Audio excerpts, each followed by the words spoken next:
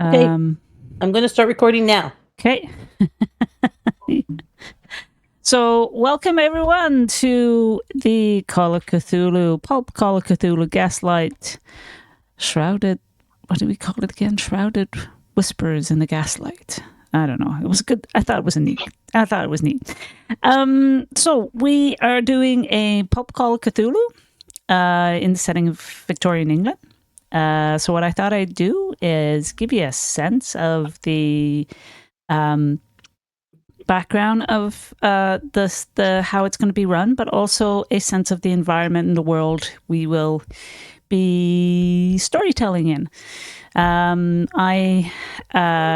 also taking this opportunity to be a bit different in my DMing. I'm trying to do more storytelling aspect to DMing. So I might be asking a lot of questions like, how do you feel? Describe how you feel. What do you see? So I hope you guys are all comfortable with that. But the other thing is, so let's talk about the Call of Cthulhu, the world we're building, or the campaign aspect. So basically, Call of Cthulhu and the pulp Call of Cthulhu and the Gaslight, set in Victoria, England, and both Chaosium has some really good resources, but as well, Stygian Fox is a kind of a independent publisher. They do a lot of kind of resources and campaigns and modules, and they actually have created something called the Hudson and Brand series. And what it is it's a sense where Hudson and Brand create their detective agency, and it's called the Inquiry Agents of the Obscure. And there's a lot of materials out there, and I've been able to access them, and that's great. So, in a sense, what we're creating is a world in which the characters you're creating, for whatever reason, have been approached to kind of work for Hudson and Brand. Whether not necessarily straight on employees, they're just reaching out. And that idea of, for whatever reason, you've caught their eye and they want to kind of engage you on some of the work they do. And we'll get into a little bit more about what that means. But what it means is that the Gaslight materials that Chaosium just published, and that's kind of out there, because Gaslight has been out for I don't know how many years, but it's actually there's quite a lot of kind of independent third party publishers around some of that. So what I've done is created a series of probably going to be about 7 cases kind of thing that we'll be going through, and that'll be kind of the campaign kind of thing. With the idea of maybe kind of adding a few others. If people are interested. So the other aspect of this, it's a session 0. We're going to give it a go. Let's see how it goes for this first kind of case. And then if you're still interested, great. We'll kind of continue on. If it's not what you're interested in, you're not or you're not interested in kind of that storytelling aspect, that's okay, cool. I don't want to have anybody feel like they have to be a part of this if they don't want, right? Because we all get something different from these tabletop role playing games. So that's kind of where I'm at with this. There's no foul, no harm, as they say. But let's give it a go and see where it goes. So I wanted to kind of also, so that's kind of the structure of how this is going to go and how you all fit together in the stories. I want to talk a bit about Gaslight and Victorian era, and particularly why I think it actually is a great era for horror type storytelling, because it's just it's an interesting era of of a lot of changes happening. It's the environment is fairly basic, but it's So there's not a lot of electronics. There's no like that, but there's still a world out there that's quite fascinating. So what I thought I'd do is kind of give you some key points of the kind of Victorian era, talk about why I think some of these things are really interesting. I mean, the Victorian era is kind of like the beginning of some really interesting, and the publishing of some really interesting kind of horror-based books. We've got Mary Shelley's Frankenstein. We've got Bram Stoker's Vampire. We've got Dr. Jekyll, Mr. Hyde, Woman in White. These were kind of very iconic, and they've become very iconic symbols of horror and in essence the basis of a lot of kind of even current horror stories and horror storytelling. And there's a reason, because the Victorian era campaign was kind of had a lot of changes and had a lot of dichotomy. You had a changing from it was the end of kind of getting near the end of kind of the Industrial Revolution, and you're getting into a lot of changes both in the social network and social welfare, and in the class system, and even a lot of changes within the population, huge mass migration of different types of populations, and a lot of it being centered on London. You have an interesting mix of people coming in together for a whole bunch of different ways on a very different levels of class and very different levels of from poor to the middle, a growing middle class, to kind of and of course the existence of an upper middle, a very big upper middle class. Then, of course, the iconic Jack the Ripper, which has kind of formed a lot of bases of stories, and in a very kind of, a lot of different interpretations of what happened, and just the sensationalism of it all. So again, just to kind of give you a quick rundown of Victorian England, it basically, the Victorian age starts from 1837, when Queen Victoria became queen, to her death in 1901. Like I say, we had a lot of changes in the social welfare system. We have Charles Dickens kind of writing and publishing about social welfare and social justice and the poverty. We had changes in there's a lot of political reform, going from only a very small percentage of kind of land-owning people being able to vote, to kind of growing and kind of that start of changes. And of course, it took a lot longer for the changes to kind of all come forward, but there is a sense that it was kind of rooted in that time. There is the introduction of the penny post. So the introduction of kind of postal started in 1840, which kind of blew my mind when I saw that 70 million letters were sent within the next year. So again, that sense of how people communicated, especially with people who were farther away from them, that was changing. The world's first underwater tunnel opens beneath the Thames in 1843. Frederick Engels publishes The Condition of the Working Class in England, 1845. September 1845 is the Ireland's potato crop begins to fail, which it becomes the basis of a huge change of population, from Ireland going to 1 to 2 million people going to various cities in North America and Great Britain. We have the first Jane Eyre is published. Jane Eyre publishes Charlotte Bronte in 1847. Then, of course, we've got really interesting changes in the standards of health and social. The Public Health Act starts in 1848. Putting improvements in sewage and food standards. Karl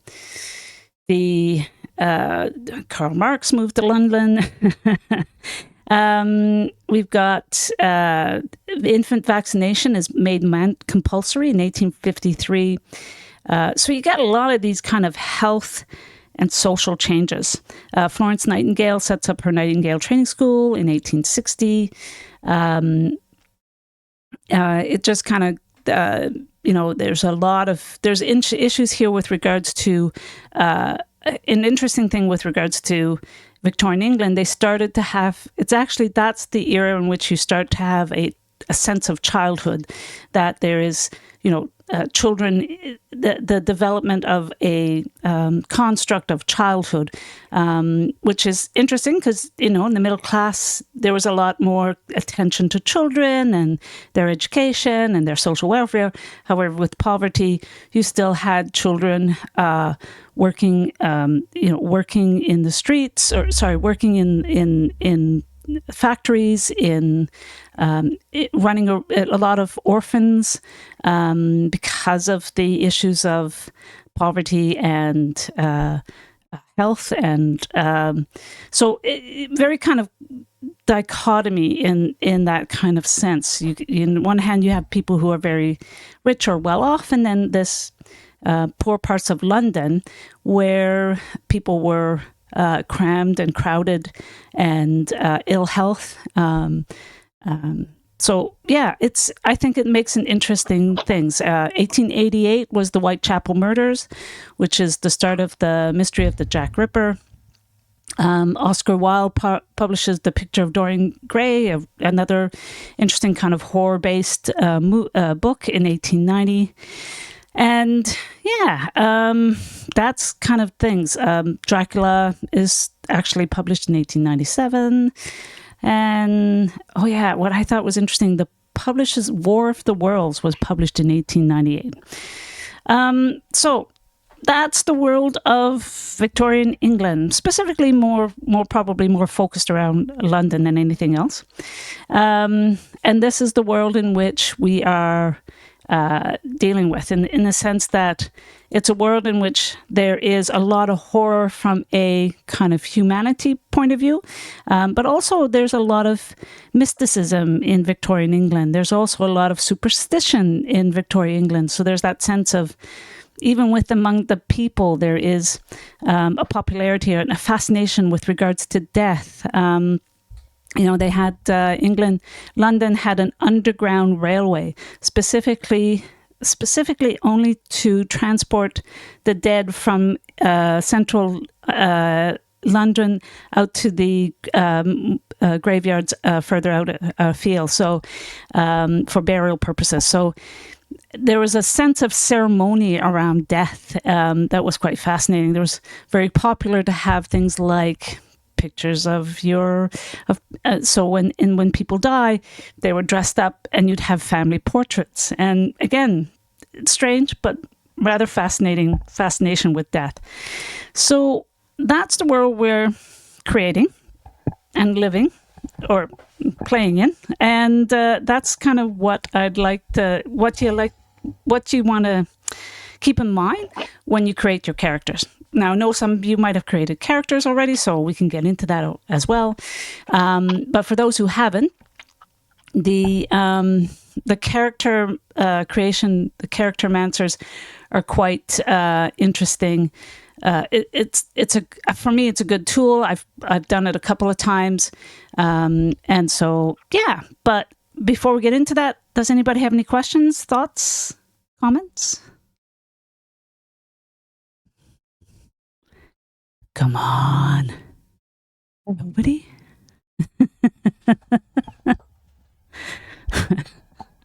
Okay. So before we actually get into it, let's, what I'm going to ask, I don't have any kind of tokens, but what I want to do is kind of introduce each one of you and to say what you're interested in. And if you have created a character, you can talk a bit about it. If you haven't, you can maybe talk about what you're thinking your character might look like. Why don't we start with Vixter?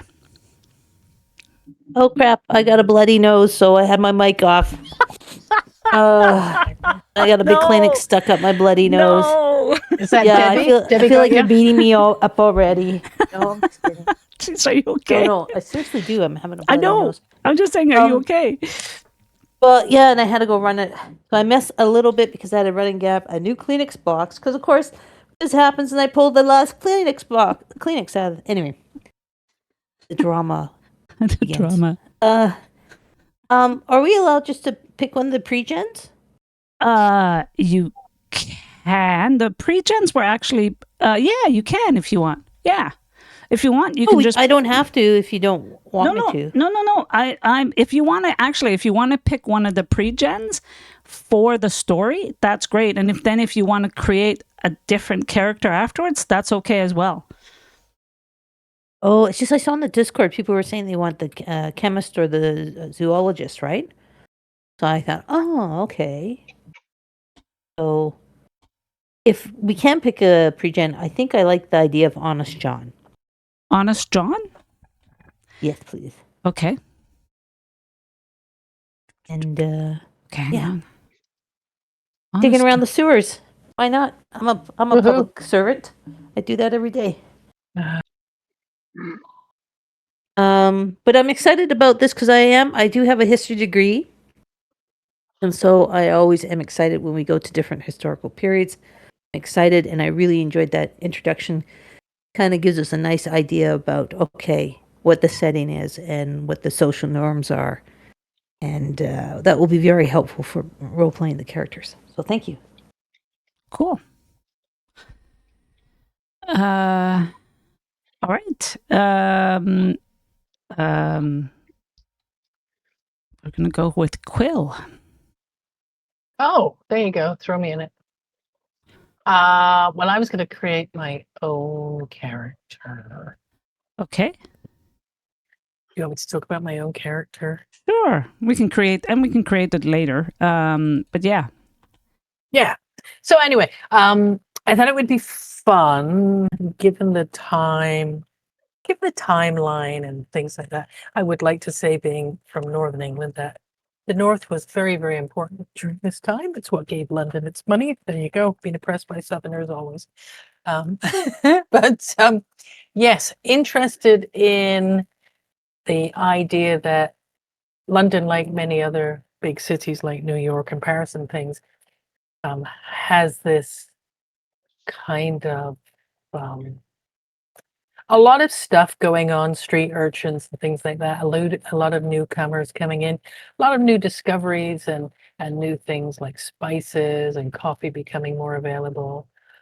And of course, you've got gin, which has its own problems and things as things progress. So quite excited about that, and thought that my character would be a bit of a wheeler and a dealer, someone who kind of can, like you see in that time, it's not necessarily a street urchin, but has come from a working class trade background, and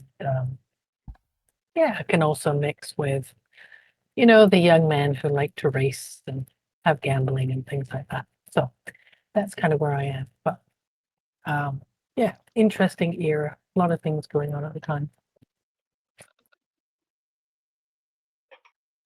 Cool. So who's next? I'm just gonna go on the bottom low. Ray? Hello.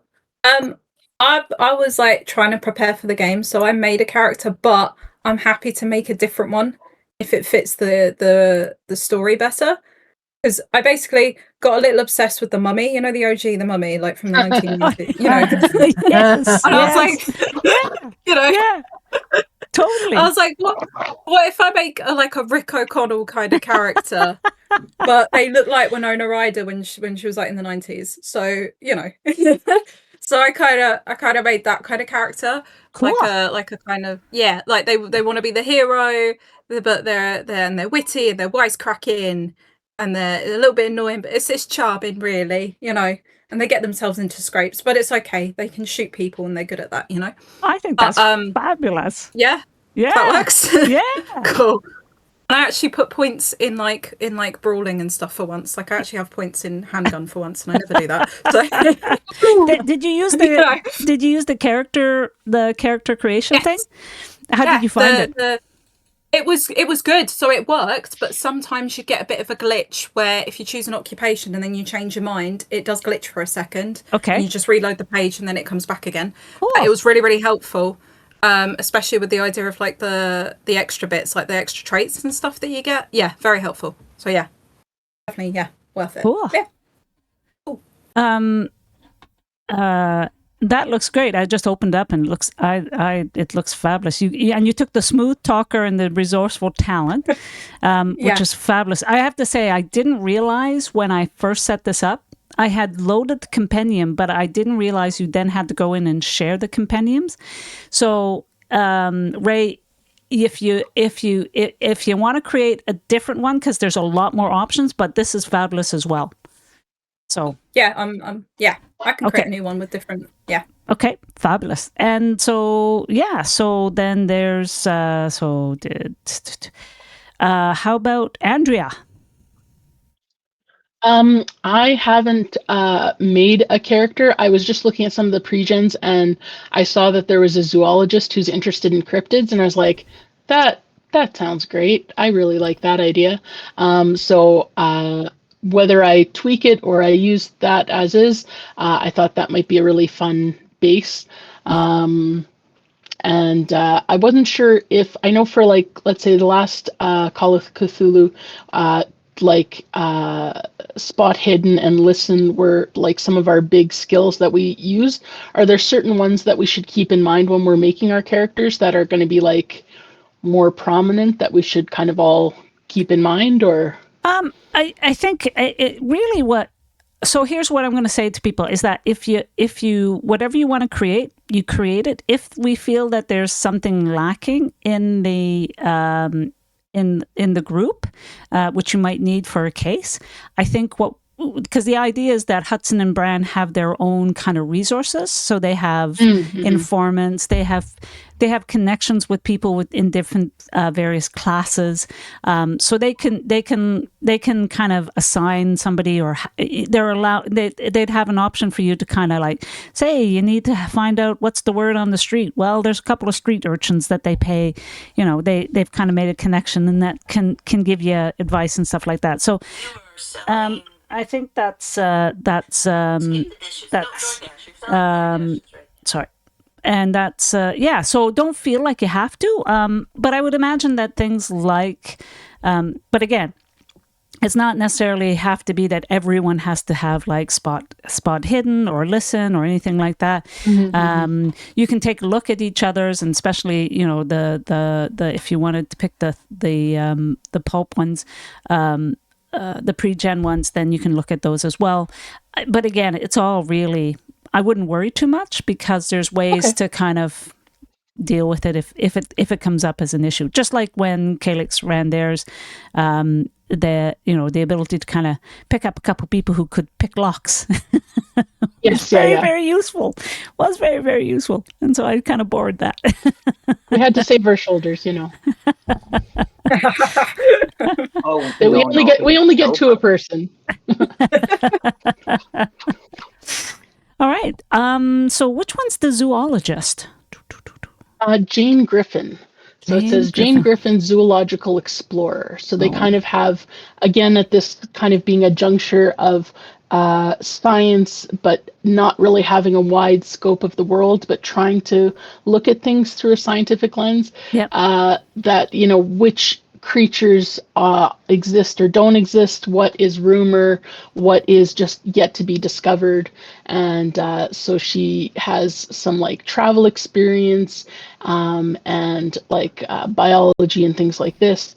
And within the pre-gen, it's that she has like a patron from like the Pioneer Club, a professional women's club who kind of finances her research or whatever. But depending on however the things shake out, that can be a separate thing to any of the other characters or what have you. So Right. I like this as a basic mold, and then happy to tweak or adjust as needed. Yeah, I mean that's the thing, right? I can totally understand like the pulp, and the pulp one is a little bit different in the sense that you get things like talons that give you a little bit more beefiness to the role, and you get to do things like get some of your sanity points back and your luck points back and all that kind of stuff. So, and we'll get into a little bit more about how those rules go, but that's very, very cool. So the next one is, I'm just going to bring up Honest John as well, is Calyx. I took the chemist, Emily Fairweather. It says that she's sad that she couldn't have kids, but seriously, she's a chemist back then. They tasted everything, so That's probably a wise There move. might be a reason. Are you surprised? Yeah. And I had the vague idea of like changing those spaniels to corgis because Elizabeth had to get it from somewhere. Cute. Oh, great. Yeah. And or possibly a Labrador. Have you seen the T-shirts? They've made them laboratory retrievers, and you had a No. golden retriever with a microscope in its mouth. I have to see those. I'll have to look for those. No, I haven't seen that one. Okay, so that's very, very cool. So so that's fab. I bring those up. And so maybe what we'll do is we'll do a quick one with Quill doing theirs, and we can kind of maybe walk through and kind of explain the how it kind of works. So Blue, do you want to just kind of start your character, because you do have a sense of what their talents are and stuff like that, I think. Yeah. The only thing presently now is just their archetype. Can I ask a question? Like, yeah. So with these ones that you the pre-gens, like we just have the bio and information. There's no character sheet with it. Yeah, there is. Don't tell me. Yeah, and you should be able to see it. I think you need to make it editable by the players so that we can see it. Okay. Sorry, I will do that right now. So we'll. Where is this? Sorry.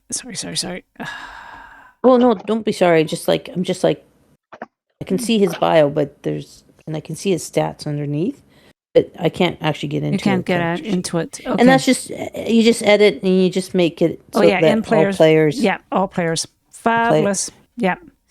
And that's good to have all players, just because if someone's not here, then someone else can run the character. Yes. Mm-hmm. Then everyone can see each other's character sheets, which is helpful when you're doing session 0 to see who has what stats, so you don't kind of have too much crossover. If you're gonna go mega, yes. Edit. Are these characters that are from the book? Yes. Okay. And they'll be, and they're from this, and so it's in the 4B. So the 4B masterwork is our first case kind of thing. So they're pre-gens for the actual case. Adventure. That's it. Cool. Yeah. I noticed that Honest John has 3 rat pets, so I'm quite excited. 3 what? I have rats as pets, 3 of them, and they both have their back legs are slightly maimed from getting out of traps. So That's incredible. I have 3 rats. I'm super excited. And I also have 8 kids, because apparently I really like my wife. Be damned if I can remember their names. All right. So I think now. They're all with one woman. I think you're doing pretty good. Yeah. So If she survived childbirth 8 times, and this, Mm-hmm. oh yeah. the God bless Well, her, in fact, she's the holy She's got grail 8 of women. kids living. She may have had more kids. Yeah. True. We do love each other too much. Okay, so I think, and it should be under Pulp 2, you can get it. So check out your character sheets. And Blue, Quill, did you want to create one now, or do you kind of want to walk through it, or do you want me to kind of do it on here? I know we can create one now. I wouldn't mind just going through it. And like, do you mind if I have just a character sheet so that I can just go through it and watch? Yeah, feel free. You guys can just create. Yeah, you can create the character sheets, I think. Can't you? Just Yeah. So what I like about the character sheets is that you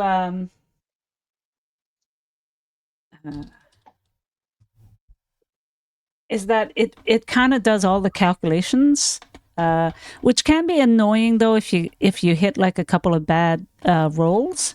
And in fact, if you want to try and experiment with the different ways of doing the points, feel free. You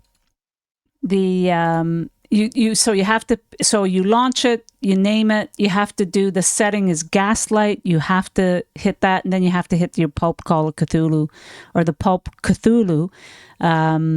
It's so helpful to watch you on Twitch, just so everybody knows. If you want to maybe I'll open a window. Yeah. Open up the Twitch window so you can follow CHAG, because that's what I'm doing, and that helps very much. So the idea is that you then create your archetype. So and I was saying earlier, I didn't realize I hadn't shared my compendium, which meant if you so Ray, when you did that, you probably had very limited types of the archetypes. So the idea of an archetype, it kind of helps it will actually give you, it allows you to kind of construct that idea of, in essence, a background, gives a sense of what skills you're looking for, because each archetype also kind of has access to different types of talents. And I think the idea is talents, again, gives you maybe one or two special abilities that are actually could be useful. So I like it. There's one in which I like, it's called it helps you. It gives you an extra die for if you had to do a power roll, which can be extremely useful when you're dealing with somebody who's trying to dominate you. So let's go with so when you go into the different archetypes, it gives you an explanation. Archetypes. It gives you an explanation of what their what their archetype means, the different adjustments, their different attributes. And I think, suggested occupations, suggested traits. So it's kind of, I think it helps to kind of focus you, because there's just so many, right? Because you can go through archetypes and some of these come from the regular Pulp Cthulhu book, which means that it may not necessarily translate well for a Victorian England setting. However, my feeling is you just adjust some of the names and adjust some of the things. So I'm not too worried about that if you do decide. Like if you go for an outsider, you got the outsider stands apart. I think it just kind of, I like it. It gives you a sense of these things. And what I like about the Pulp Call of Cthulhu Gaslight, it also kind of, you get to choose where your class is and a few other things. So let's go with the outsider. Choose select a core characteristic. So probably looking at Constitution. And you can roll for your talents, but I find that, if you're wanting to kind of choose, so like for night vision, these talents, like you get a night vision, which basically says, in darkness, you reduce the difficulty level of spot hidden rolls and ignores penalty die for shooting in the dark.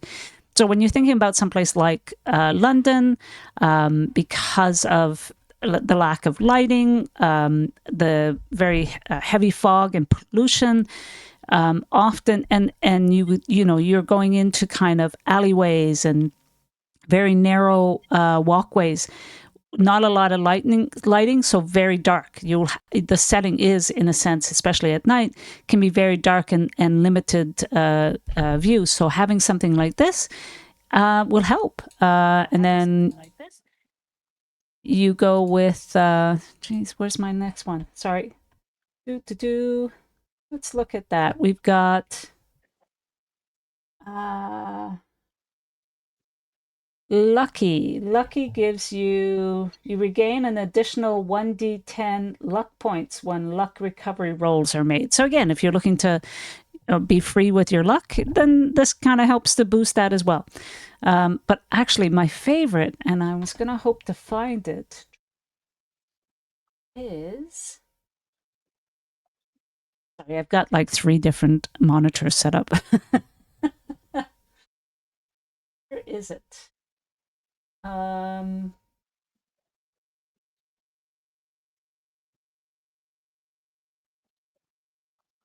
Yeah, strong will. You gain a bonus die when making a power roll.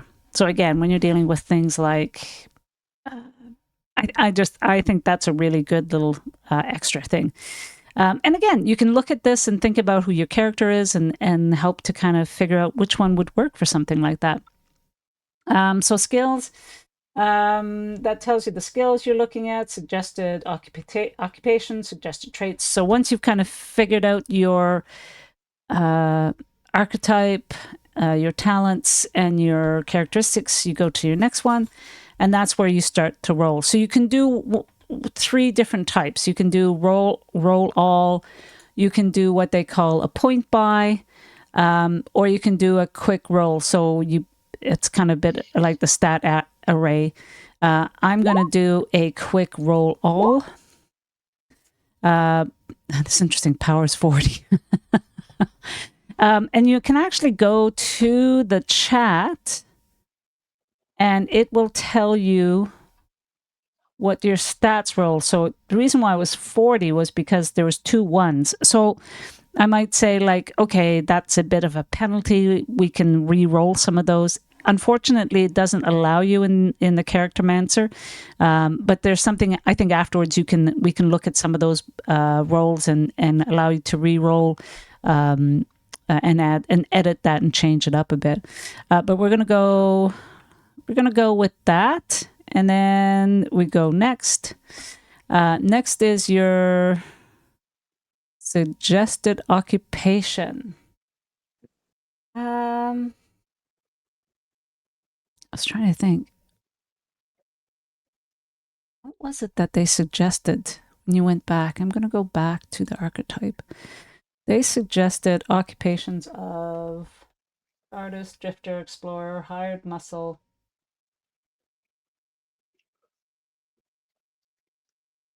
All right, we're going to go with hired muscle. So let's go occupation. Hired muscle.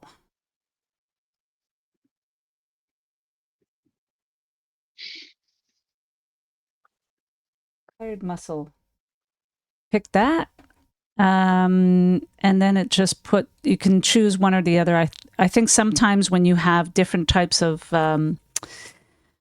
skills you can choose from, but with this one it's just the ones they've put in. Interpersonal skill is going to be, we're gonna have to do intimidate because you actually are hired muscle, and then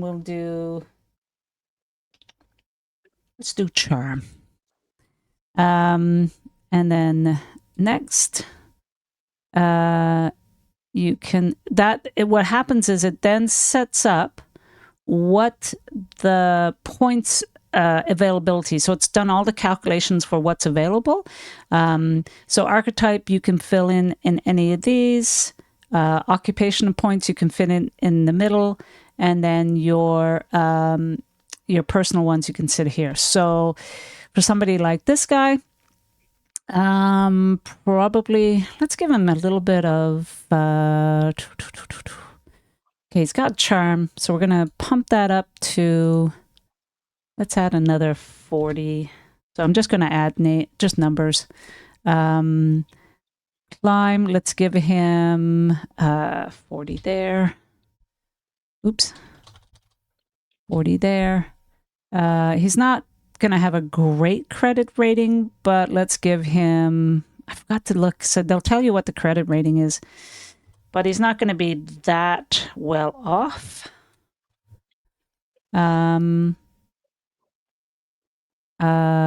Demolitions, disguise, divination, diving, dodge. Let's give him some good dodge.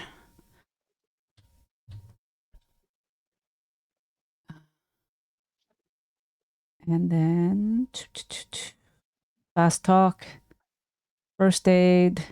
He might need to give himself some first aid, so let's go with archetype. Let's give him another 40 on that. Intimidate. All right, so we've got, let's do 20, 20, 20. 20, 20, 20. Listen, let's give him 10, and personal, let's give 30, 35. Don't know what that, 55.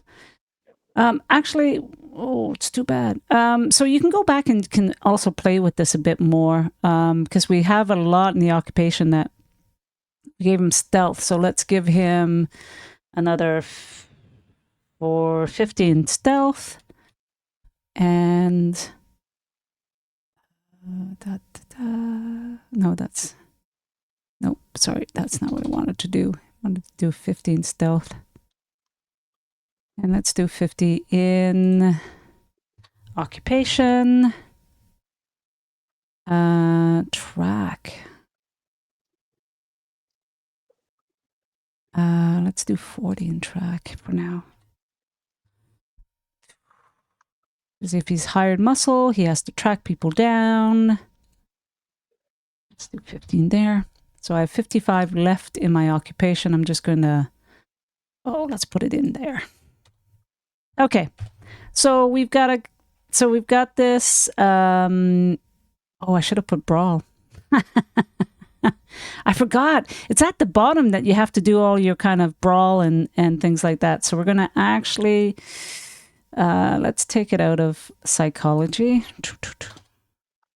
And let's give him 55 in brawl. As you figure somebody like that, that's where his talents lies. And then if you want to add different skills, you can. So with that, you kind of go next. You can add a background, hometown, birthplace, backstory option. Do I have to actually fill that out? Or can I roll? He's a working class. What did they say here? He wears a mourning memento. Okay. Again, you can roll some of this stuff, which is great. And we will just quickly go through that. Treasured possession. Just to get him fearless, that kind of stuff. So we review that. It'll give us some stuff. I need to actually add things now, don't I? So, but we can finish that. I have to add the age. If you add an age, it does, interestingly enough, adding an age, let's say this guy is 45. It will help. You might actually give you a little bit more numbers in things. So if you look here, it gives me 10 more points in my occupation. So So we will add that to intimidate. Let's really beef up his intimidation. Right. So I'm not going to get into what is that? I've not used all my skill points. Sorry about that. What skill points is left? 65. That's strange. I thought I did. Oh, that's why. Okay. Intimidate. I used the wrong numbers. Okay.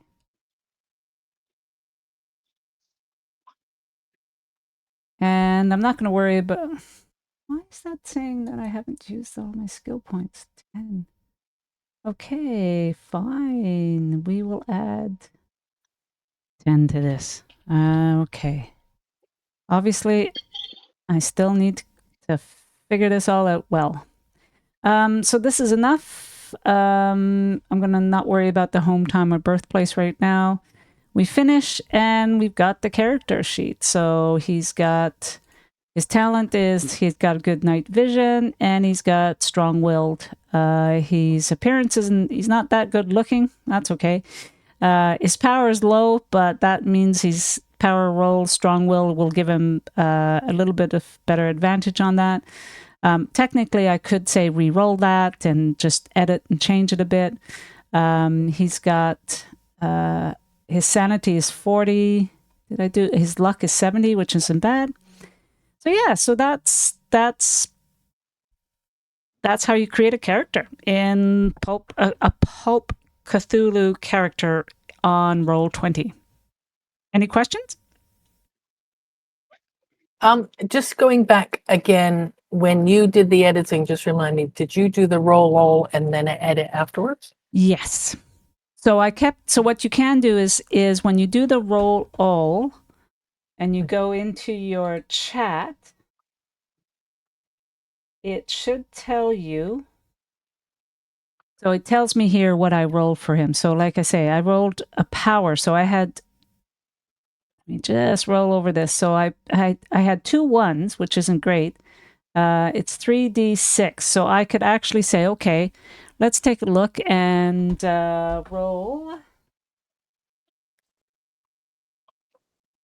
Let's roll a 2d6 and go down. So it's 4, 2, so it's 6. So instead of having, let's go back up here.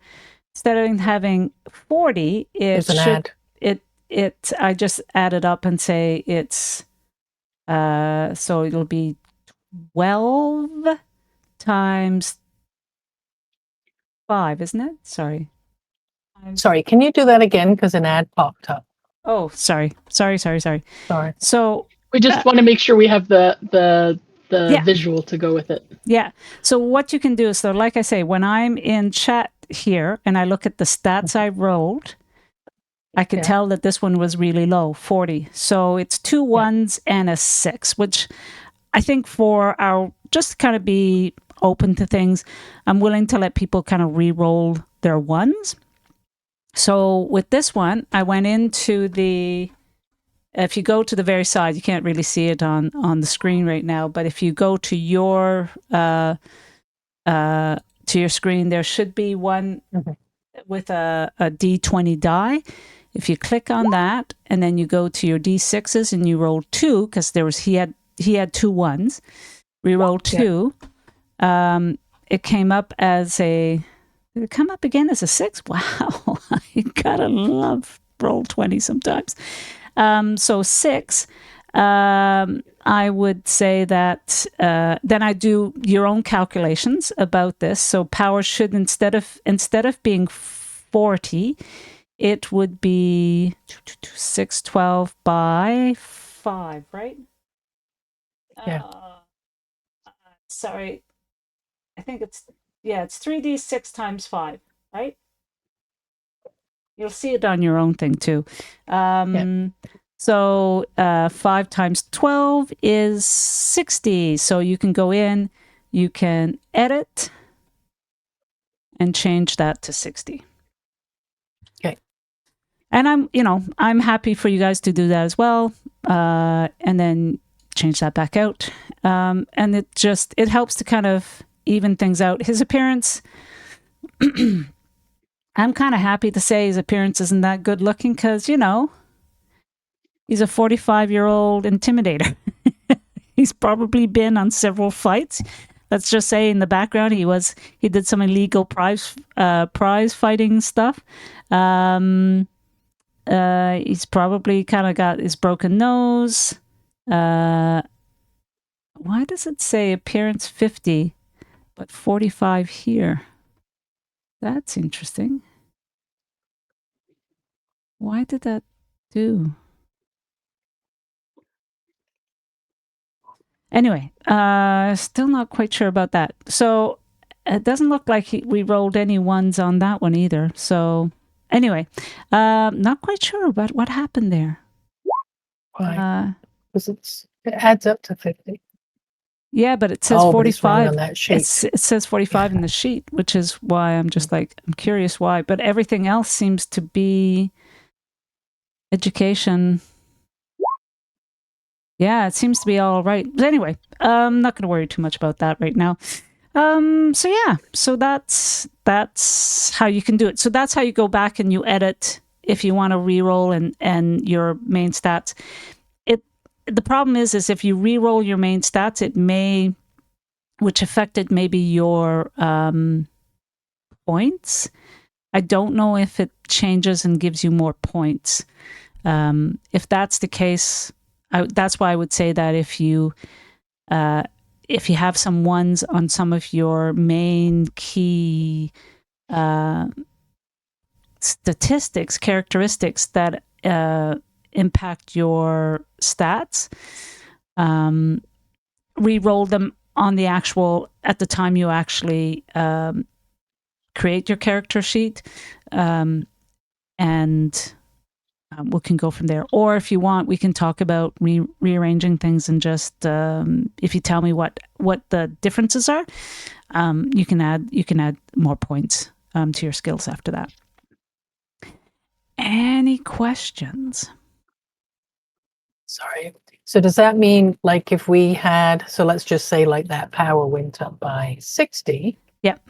Would we have to adjust any of the other ones down because it would increase the total amount? No, because it's all about what you individually, or what the computer individually rolled for each of the characteristics. So it's not a point buy system where if you add 20, you have to take away 20.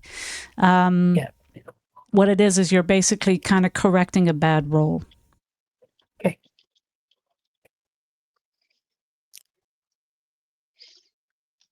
Yeah. But we have some really interesting characters. Has everybody had a chance to go in and take a look at their character sheets? Now that I've given you access? I like animals, so I was like, oh, zoologist, amazing. And then I was like, wait, you get dogs? You get rats? Oh, man, this is what happens when you act without reading. Well, that's it. You can create your own characters and you can have dogs and rats if you want. Yeah, but you're gonna have the classic like DM problem where it's like everybody in the party has pets. Yep, I already It'll picked be one fun as well. for you to manage. We'll be like, Budgie, attack! Okay. Yes, but that also means I get to mess with more things that you love. Oh, true. Oh, there you go. There you go. Only bring in what you're willing to lose. Exactly. Already drunk with power and it's only session 0. Yes. Well, come on now. You're a zoologist. I mean, come on. You could have cheetahs. Oh, man. Maybe an elephant. Everybody likes elephants. Oh my god, yes, do it. Well, I was going to say, my goodness. I did see, I'll be like, it didn't work on my character, but I do have a character sheet for my animal companion. Oh god, I was going to. Zebras are really ill-tempered. You can probably convince them to kick your enemies. I think it'll be a 50-50 roll. Evens, they kick me. Odds, they kick who my opponent is. Oh, I like that idea. I like that idea. I was going to say, I know in this timeline I was looking at, I had one where it was the first zoo opened God, what year was that? Let me just. And I have to say, those zoos were not nice. Oh, here Well, it is. and they're also like, here's people. We will have them as a zoo exhibit. And you're like, Oh yeah. Yeah. 1847, the world's first public zoo opens at Regent's Park, London. So maybe your character was there you go. either involved in supporting it or maybe opposing it, however you wanted. That is an interesting thought. Okay, I like that. Anyway, yeah, just written a post just for the front page of the game here, and so I'm just putting the link to the Character Mancer tool in there, and then just mentioning that under the compendium in game we have like the list for archetypes, monsters, occupations. Yes. For further reading for anyone who wants that. So yeah, I'm just going to post that there as a link for anyone if that's handy. That's great. That's great, and you can access the compendium. You can access all that in the. Now that I've shared it.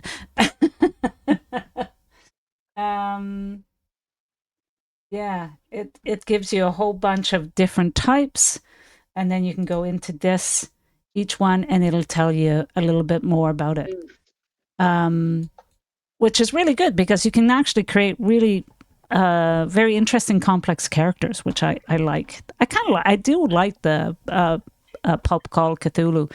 So I keep calling it Pulp Call Cthulhu, but really it's Pulp Cthulhu.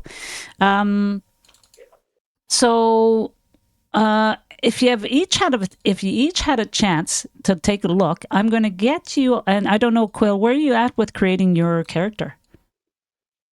I got to occupation, but I can go back. No. You keep doing it.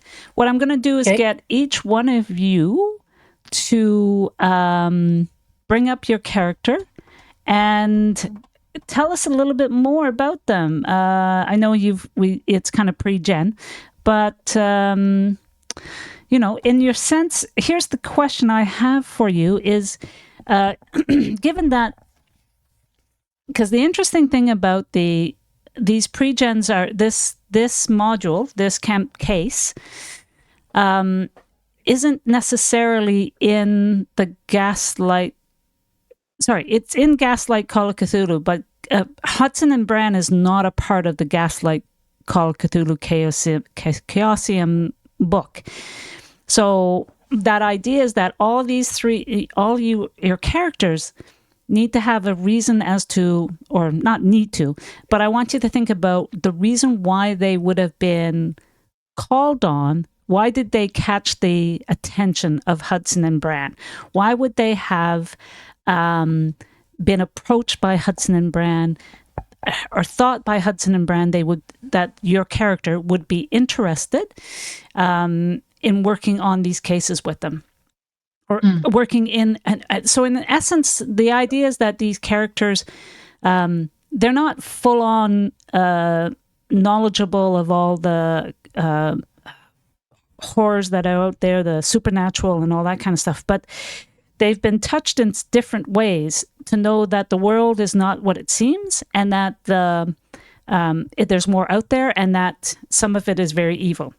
The world itself is evil sometimes, but there's also another layer to that evilness that is more about the supernatural. So in essence, it could be, and that's up to you to kind of decide how your character may have been kind of involved in that, how their own interests may be, why they themselves would be interested in working for a Hudson and Bran, inquiry agents of the obscure. And think about this too. So Hudson and Bran, one is a retired military person, and the other one is was an investigative journalist who was trying to report on a whole bunch of stuff and got fired because of that. So they've come together, but they've also kind of been in the news maybe on some really interesting cases. They may have the journalists probably maybe even had kind of published some stuff that showed up in the Penny Dreadfuls. That sense of truth being stranger than fiction. So there's all that kind of stuff of how Hudson and Bran may themselves be in the world that you may have had those connections with, whether it's through because of the casework or because of their various other kind of maybe background or their other interests and things in the world. So that's kind of, if you want to have a chance to think and maybe introduce each of your characters and why they are interested in being part of the Hudson and Bran work. And if you need a few minutes to think that, I'm quite happy to give that to you. And I'm just hoping that, Vixter, are you okay? Or is your nose still bleeding? Yeah, we should check. I know it's kind of, it's just a side effect from the. It's just a side effect from the stuff you're taking. chemo cream that I have to put on my skin cancer because it's on my face and it affects my sinuses and my nose and my membranes get a little more delicate. So, yeah. So, not a big deal. It just was a bad time to run out of Kleenex. It was a very bad time.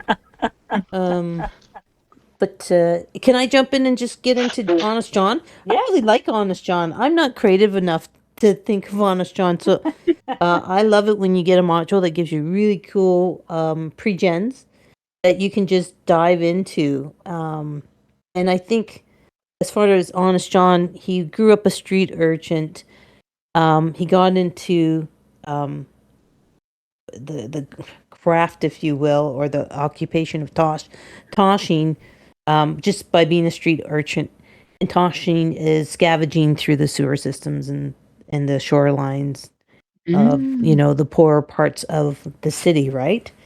And so he's a sewer scavenger, and I mean, and that's how he makes his living. And he grew up in that situation, so the sewers are second nature to him.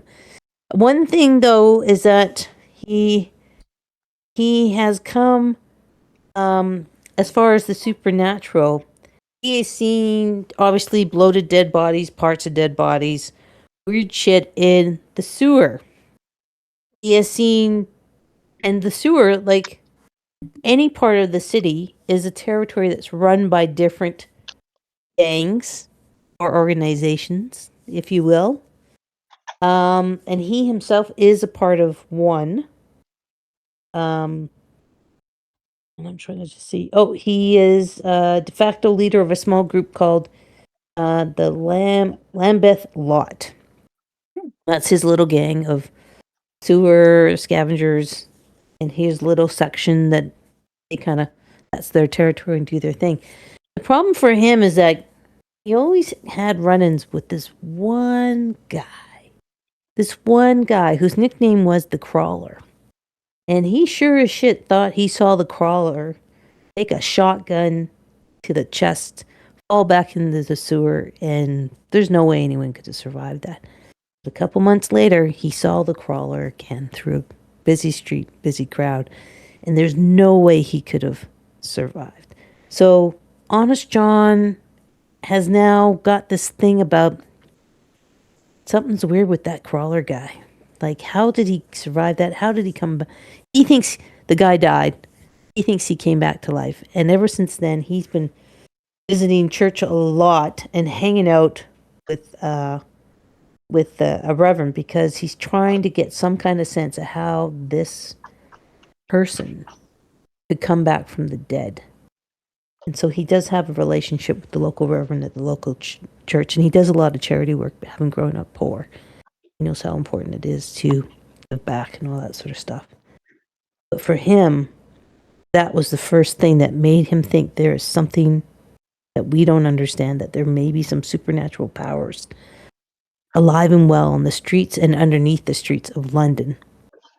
So I'm sorry if that was a bit of a rant. Oh, that's good. No, that's great. Fabulous. But yes, So yes. so so I would say that what happened is probably maybe I can't remember. I'm gonna just choose one. Let's just say Brand. I know And he's I've a got- useful guy to hang Yeah, around. Like I'm yeah. sure the Hudson people came to him because he's in the know. He's got a good relationship with the church. He's got a good reputation, but he's also tough as hell. Yeah, And he can probably get them in and out in a lot of different places yeah. for the underbelly of the city, right? Yeah. So I could see like maybe say Brand, who's the maybe no, it's more like Hudson, I think, is the journalist, and he's maybe had also heard about what was the name of the criminal guy? The crawler. The crawler. Crawler. He himself. So maybe Hudson and Brand themselves were interested in the crawler and kind of kept an eye on him and followed his exploits and heard about this, this event where he got, supposedly killed and then came back. And then maybe through their own things had heard maybe your inquiries around some of these things. And they're thinking that here's a guy who has knows things aren't what they seem, has an interest and a curiosity about this stuff, has skills that they're interested in. So they've kind of said they've sent you an invite to come in and join them, on a particular case. So that's kind of the connection you got. You got this invite saying, we heard, an invite. Let's just see what the invites look. Just remember, I probably can't read very well. That's but okay. if it's a paying job, there's a little bit of dosh in it. So I got my 8 kids I gotta pay. So this might is need to go- you got this little thing, right? That you read enough to be able to kind of see that there's an address here, consulting detective. They want you to come in. They want to consult with you on something. You get this card with an invite. What's your thoughts? Soho. Pretty fancy looking address. 33 Golden Square, Soho. It doesn't hurt to take a look. You can afford these fancy cards, and I know how much these cost to make. These fellas or ladies may have a bit of dosh on them, and so it's worth checking out. Cool.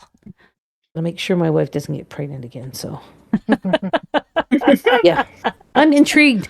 You're Intrigued. You're And a intrigued. job is a job. And 8 kids is 8 kids. That's true. So, yep. I'm That's intrigued. true. Cool. We'll go. Happily. So who's next? Who would like to introduce their character next? I can go next. Okay, who's that? That was pardon? Is that you, Quill? Yeah. Okay. All right. I can't bring up your character sheet, or can I? Hang on. Let me just see. I haven't quite finished my character sheet. That's okay. Go in and just kind of give us an explanation of who you are and where you're from and your kind of connection to otherworldliness, why you might be interested in, and why Hudson and Brandon Hudson would be interested. Hudson and Brand would be interested in you. So my dad's a butcher. And so in trade, and I kind of grew up in London. So I didn't grow up in terms of poor and a street urchin and things. But again, because we were a butcher, we weren't like hugely well off. So I did grow up around those street gangs and things like that and got to know those kids. Chose not to follow in the family business. I've got 2 siblings. Haven't decided who they are yet. And so as I grew up, I kind of decided I didn't want to be in the family butcher, and I had a bit of a knack for talking and kind of persuading, because I had to learn to not have the street kids beat me up, because to them I'm wealthy for what they've had. So I kind of learned to talk, and quite a sharp kid, and made connections, kind of did a bit of a wheeling and a dealing, getting things for people who needed things. And then as I grew up, that kind of expanded. I like the freedom and flexibility of kind of been like that. And as I got older, I met more middle class and toffs who kind of every now and then would come down and want to walk on the dark side and the wild side. So I could connect them with women, gambling, fun, whatever they want to do. And then through that, I kind of expanded and started mixing a bit in their world and as a bit of a connector and a dealer for money. So yeah, so I see this and I'm intrigued because again, I'm a bright spark and I know that I want to keep progressing upwards and don't want to get just stuck and not moving on from where I'm from. So yeah, I see this and I think, oh, this is a interesting prospect. And I have come across some of the more occult things, kind of the ideas, because again, those toffs tend to like all that sort of stuff, as well as some of the folks nearby have ideas of, like spirits and things and like that. And of course, you just can't help pick things up in a cosmopolitan city like London. So yeah, I figure there's a bit of money to be made out of it, and who knows where it'll lead. So here's the just like kind of Vixter kind of gave an example of why what is that kind of key event that made you realize there's more to the world than you've seen, than is real. That there's more to the world than just the reality you see.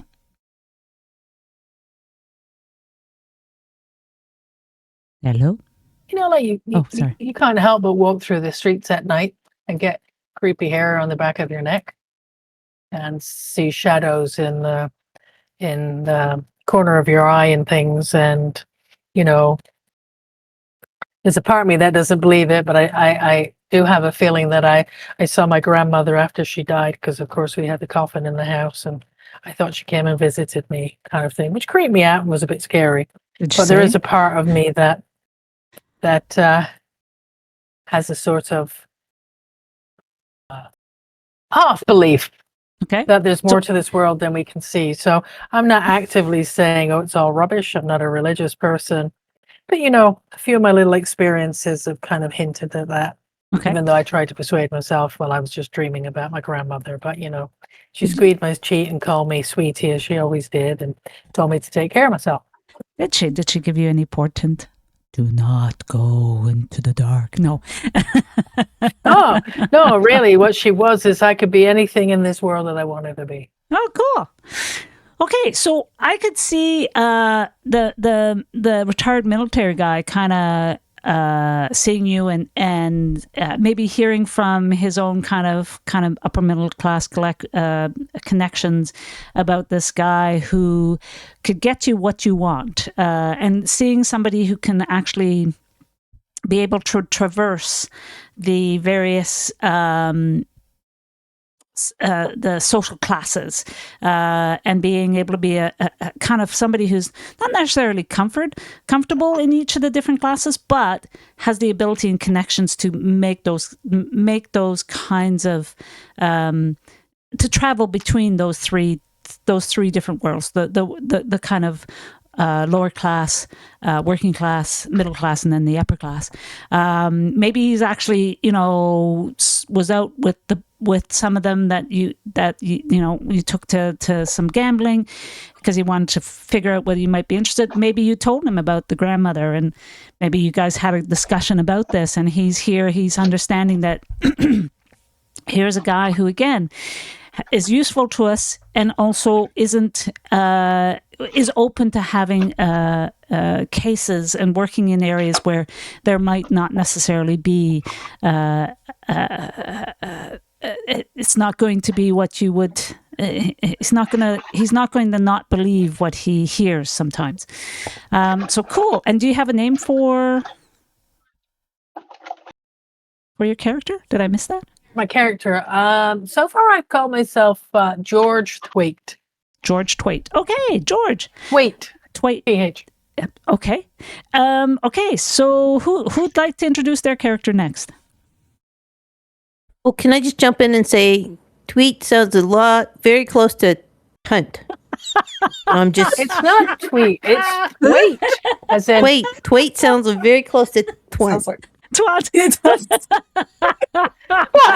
I'm just bugging you. I'm just being a jerk. I'm just it's bugging more. you. Okay, It's more where your mind goes to. I can just see. No, I can totally, just see 100%. when Honest John meets up with what Honest John's going to be telling you about your name. What? Twat He's tweet. gonna call me a twat. Oh, tickle me, Elmo. Oh, this is all. You're all going to get along quite well, aren't you? All right, who's up? Who's next? I can go next. Okay. Emily is widowed, and was married to Lord Albert Fairweather, and his family did not approve of the marriage because Emily is from the working class.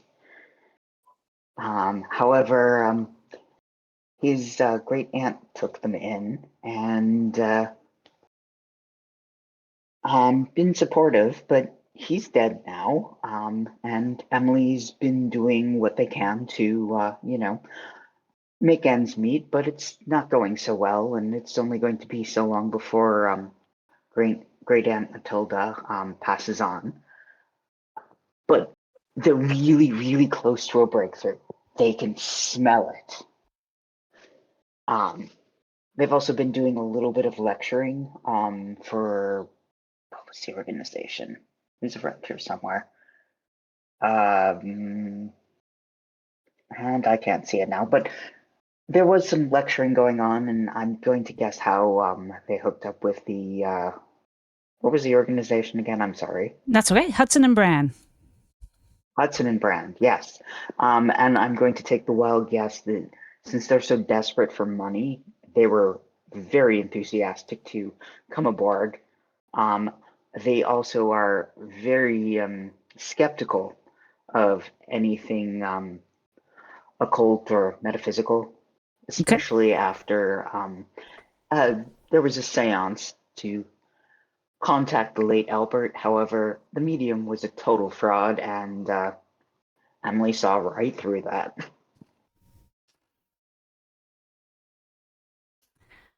Cool. Yeah, it says here that they lecture on the circuit of the Mechanics Institute and other working class educational establishments, which brings cool. Interesting character, very interesting character, and that idea too of the. I was just looking at the Pope talents may build and repair weird science devices, and we can talk about that too because. In the Hudson and Brand's kind of location, they actually have a workshop where these kinds of things can happen. So definitely they're interested in your, in that scientific aspect, that ability to kind of do weird, wonderful things. Obviously somebody who isn't just about the hard, I was going to say the hard sciences, but not necessarily somebody who's kind of like, it's that all somebody theoretical. Yeah. it's about like somebody who's willing to kind of do the weird things, looking at things, and it's that forward thinking and forward mindedness that they're looking at and thinking, here's somebody who they can tap into and have work on some of their projects. Fabulous. Okay, who's next?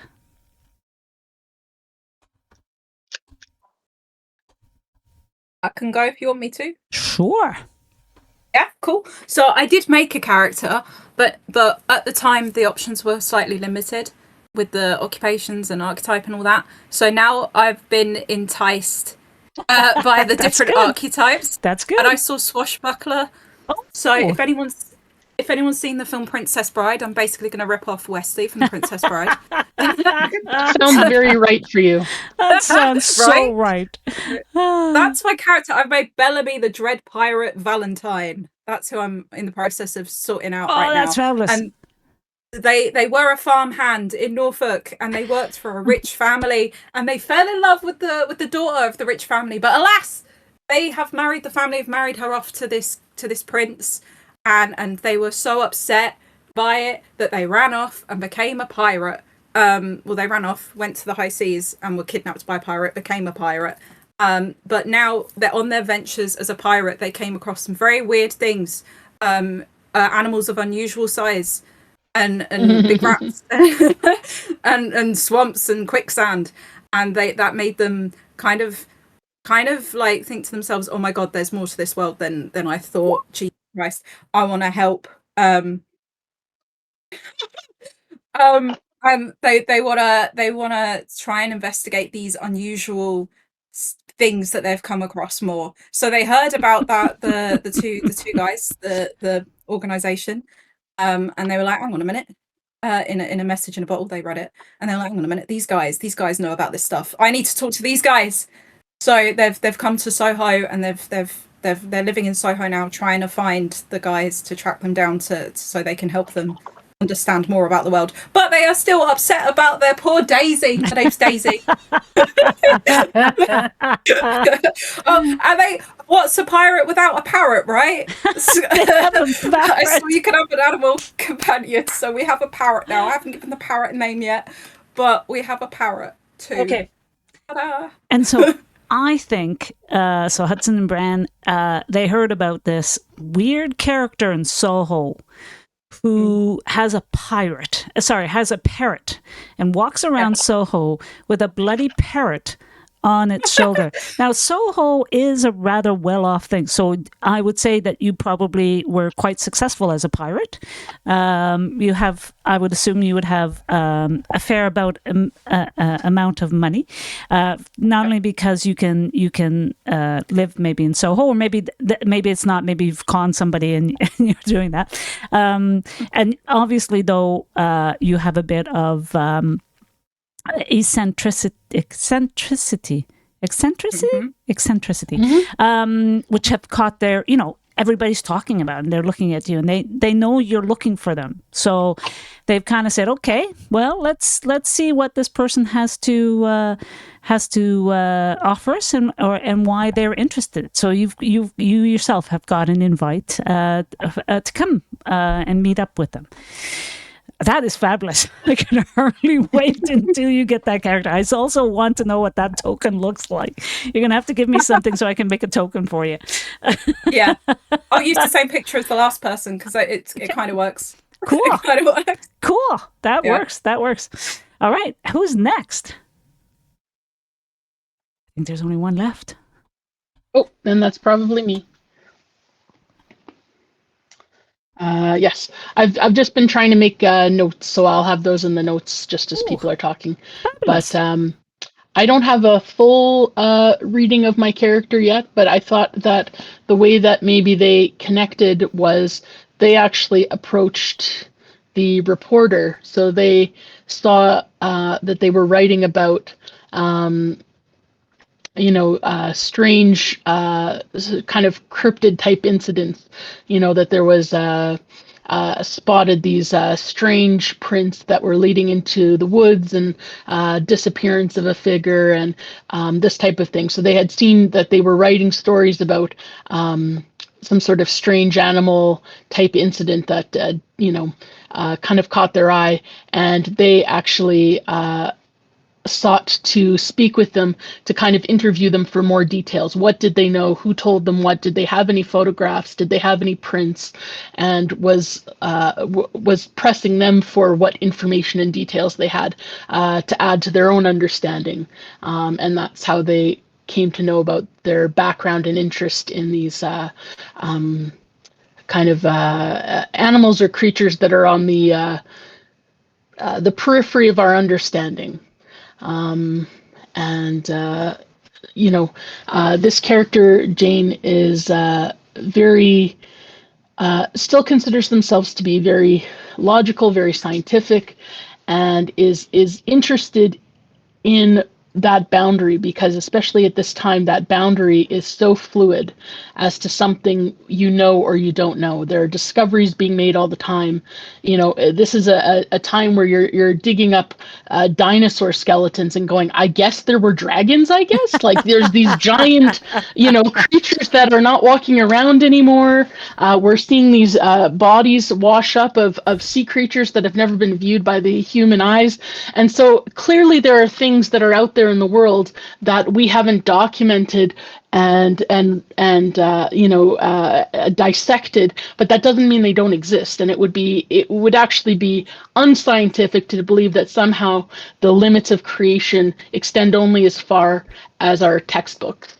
Because clearly this is a period of discovery where we're learning how little we actually know about the world and how much there is still to understand.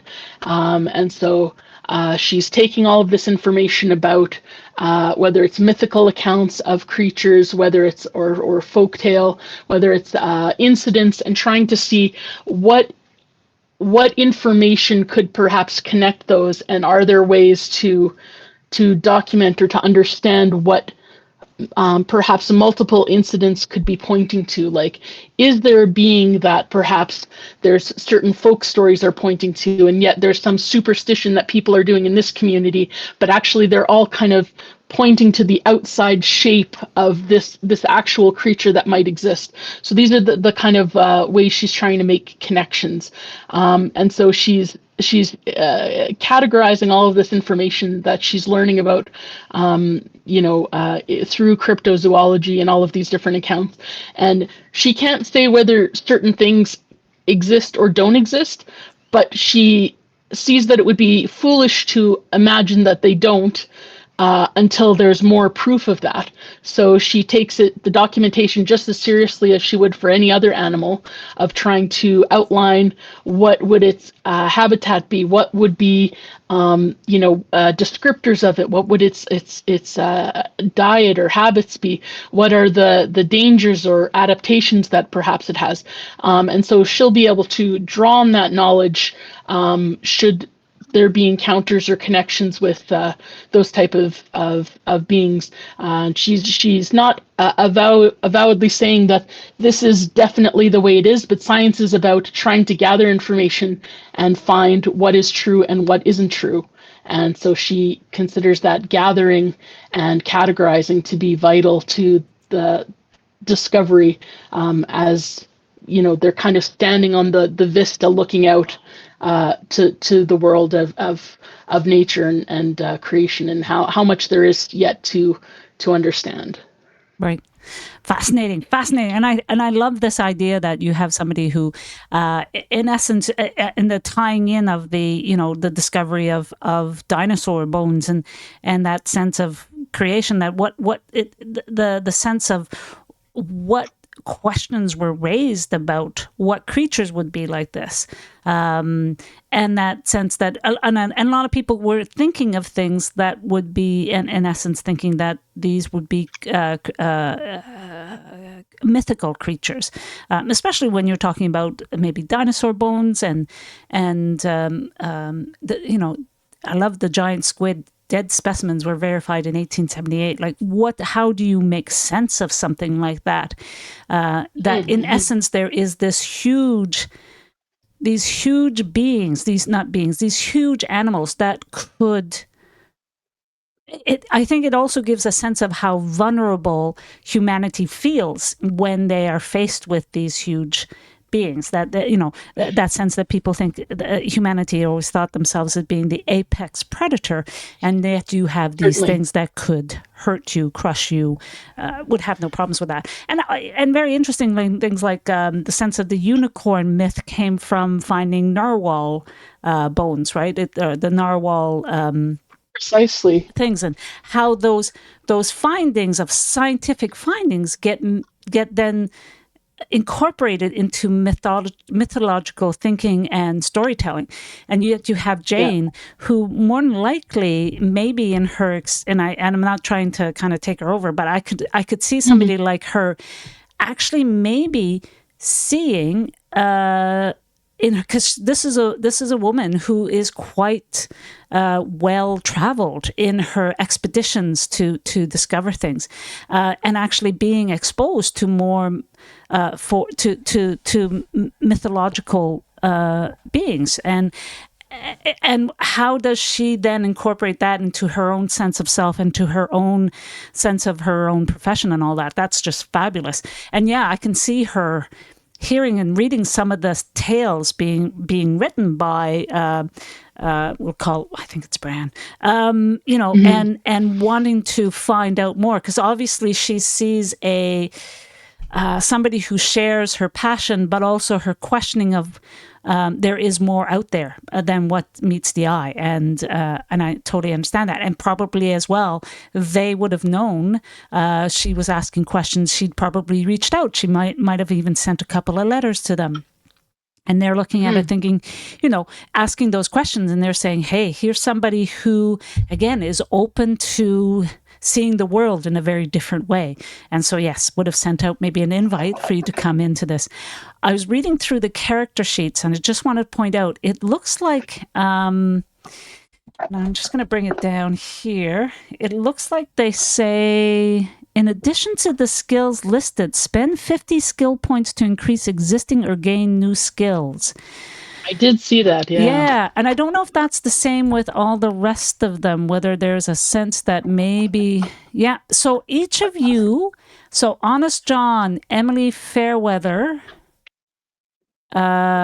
you all have an extra 50 skill points you can put into your skills. So probably what they did was they created these characters with the idea that the people who want to play it can kind of adjust and add their own kind of special spin on that. So feel free to do that, because I'd like to also, I actually love looking into people's character sheets and seeing what skills did you think is important for this character.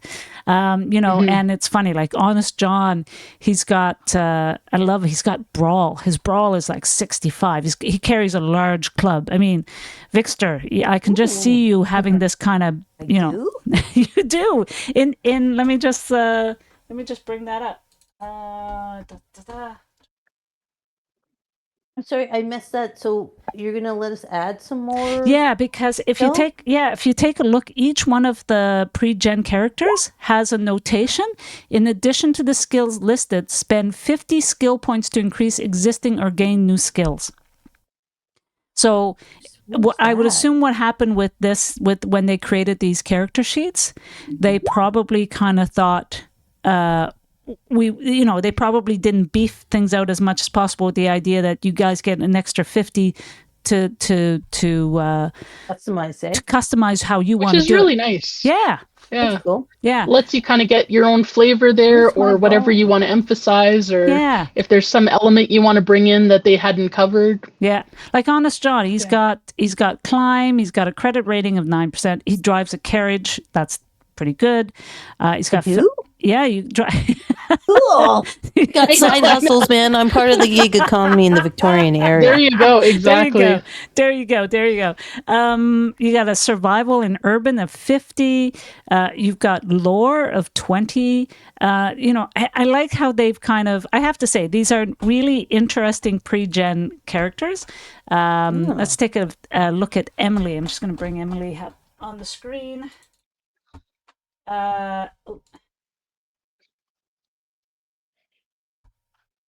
Yeah, I do have a large club. Notice that Emily is kind of deficient in fighting abilities. Yeah. So maybe you'll let me make some explosives with the sheer amount of chemistry I've got. Oh, that sounds That would good. be awesome. So that's the same with Emily. Emily can add 50 skill points. Emily's got anthropology, language, library, mechanical repair. Cool. You've got a high persuade. You've got a good biology, science, and chemistry. You got 86. Oh yeah, you can make bombs. Hey. And I love it. Science, pharmacy, 61. Oh yeah, Right. we're having a So good it's time. either so I either make bombs or I drug the opponents. Great. I'm on board with this. I Interest. mean, you don't have to just drug the opponents, you know. Maybe we have a quiet night in. Everybody's looking Oh, for oh. their own. So what you're suggesting is that maybe instead of like working for a living, that I start dealing for a living instead. Good That's point. working. I, That's working, you know. You You're know, meeting a need in the I was going to market. say, Lauderman was quite popular back then. That's what I was. Yeah, yeah. We're back to the Lauderman. Oh my If God. we need to take the edge off, you know. hey, I would not be surprised if cocaine was also relatively popular as well. Mm-hmm. I have no doubt. And interestingly enough, so I was taking a look at Jane Griffin and Emily. When you take a look at both of them, so Emily, you have membership in the Main Wearing Society, the Pioneer Club, and the Society for Physical Research. Jane, you actually are also part of the Pioneer Club and Main Wearing Society. So I'm thinking you may actually know each other. Yeah. Woo. You may have Works for me. you may have consulted with each other. Hey, I love it as well that I love Jane's pulp archetype is hunter, and Emily's pulp archetype is egghead. I'm just going to take a look at Honest John's. Sorry, I've got two different screens happening. It's not very romantic. Steadfast. Steadfast. You are steadfast. Oh, I can see. Aw. How many kids do you have? Yeah. You're steadfast. You got to be steadfast to have 8 kids. It's not. It should say stamina fast or something like that. Oh, I 'cause you think- keep it up that long. Honest John No. gets the job done. Sperm fast Oh, or something. Sperm fast because I have so much viable sperm. And you. But you get 2 different swim rates. That's Oh, look right. at Like that. Honest John, bad swimmer. Honest John swimmers, great swimmers. Exactly. Exactly. Um. Anyone's looking for a donor, let me know. You. Oh, interesting, John. You have knowledge specialization in dream lore, vampire lore, werewolf lore. It says note that occupational personal interest skills should be invested in those skills. That's interesting. I wonder if that says it for the other ones. I have that as well. It says has knowledge of a lore specialization skill. So I think that like I can right. speak to a lot of these, but it's like, do you want to pick one or the lore on vampires, werewolves, whatever? So we should at least try not to sync up on that, maybe. Yeah. Well, my lore is in ghouls, which makes sense with the backstory with the creeper. Like Nice. Zombies, Okay. Yeah. undead, Yeah. people that die but come back. Yeah. Yeah, I think undead. I also Undead, want to. Ghouls means same thing. I also want to note that Jane Griffin's is Jane. Wow! Oh my God! I just got raided. Woohoo! Welcome. Thank you, Aaron. How are you? Sorry, guys. Thank you for joining us. We are doing session 0 of a Pulp Call of Cthulhu Gaslight era, where our intrepid explorers, adventurers, ne'er-do-wells are interested in exploring the other worldliness and are being tapped in to explore the undercurrents of evilness in Victorian London. So thank you for coming and thank you for the raid. Penny Dreadful. Vibe of Penny Dreadful. There you go. Yeah, Penny Dreadfuls. That's it. So we're just kind of going over our characters. We've got 5 players. 3 of them are taking the pre-generated characters associated with the Call of Cthulhu Gaslight book. The campaign is the case is the what's it called again? Something Foundry. The 4B Masterwork.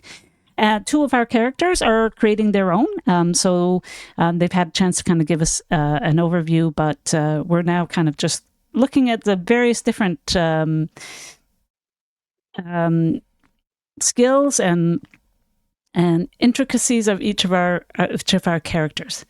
Erin, how are you doing? What did you what were you playing this morning or this afternoon? Sorry. So it did Kit or sorry, what was the name of Quill's character? Sorry, George. Did you George want to add anything? My question is, if you create your own character, you don't get any additional bonus. Well, I think. Ooh, that sounds nice. I think no, it's not that they have extra character. I think they just didn't. I think when they created the character sheets, they didn't use as many, not as many of their skill points. They just kind of set aside 50 skill points for them to do it. So don't feel jealous. I'm just jealous. Yes. And the other question the laser was, eyes. We can get extra points for our age. Sometimes you can, yes, and you just go back to your skills and add them. Sometimes. So where do you add your age? Oh, so when you finish your character sheet, it should you'll see there's some red. There's red. There'll be some sections highlighted in red where they'll want you to add more, and one of them should be age, unless you put it in when you created it. No. Okay. So I went to the next one of review. Did you? See if it's in there. If when you created it, let me just see if I can see your character sheet. Did you name it? Is it not George Thwaite? George Thwaite. Wait. I'm gonna have to change this name. George what? George Strait, he's a country singer. I think you're gonna have to change. James, there it is. Let me take a look. Let me take a look at your character sheet. Crappity do that. Can you share those with us? I can't see George or Ray's pirate. Okay. Hang on. Yeah, I'm in the middle of the pirate. Sorry. Let me just do all players and all players. Save changes. So you should be able to now see it. It's in the list. Yeah, you're on a very long commercial break on Steam. Or stream. Or on Twitch. No, it's not your fault. It's let me just there it is. There we go. Okay, there I've put it up. I've put there we go.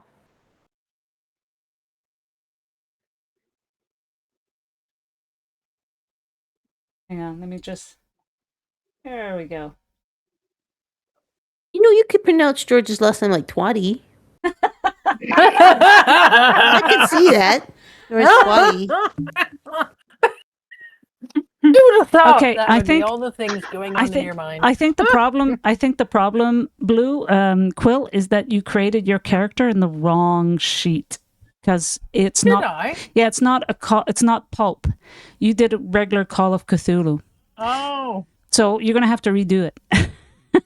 Oh, bugger. So you what you do is you pick when you hang on, let me show you on. Okay, so when I do character. Yeah, you create the character and then you name it.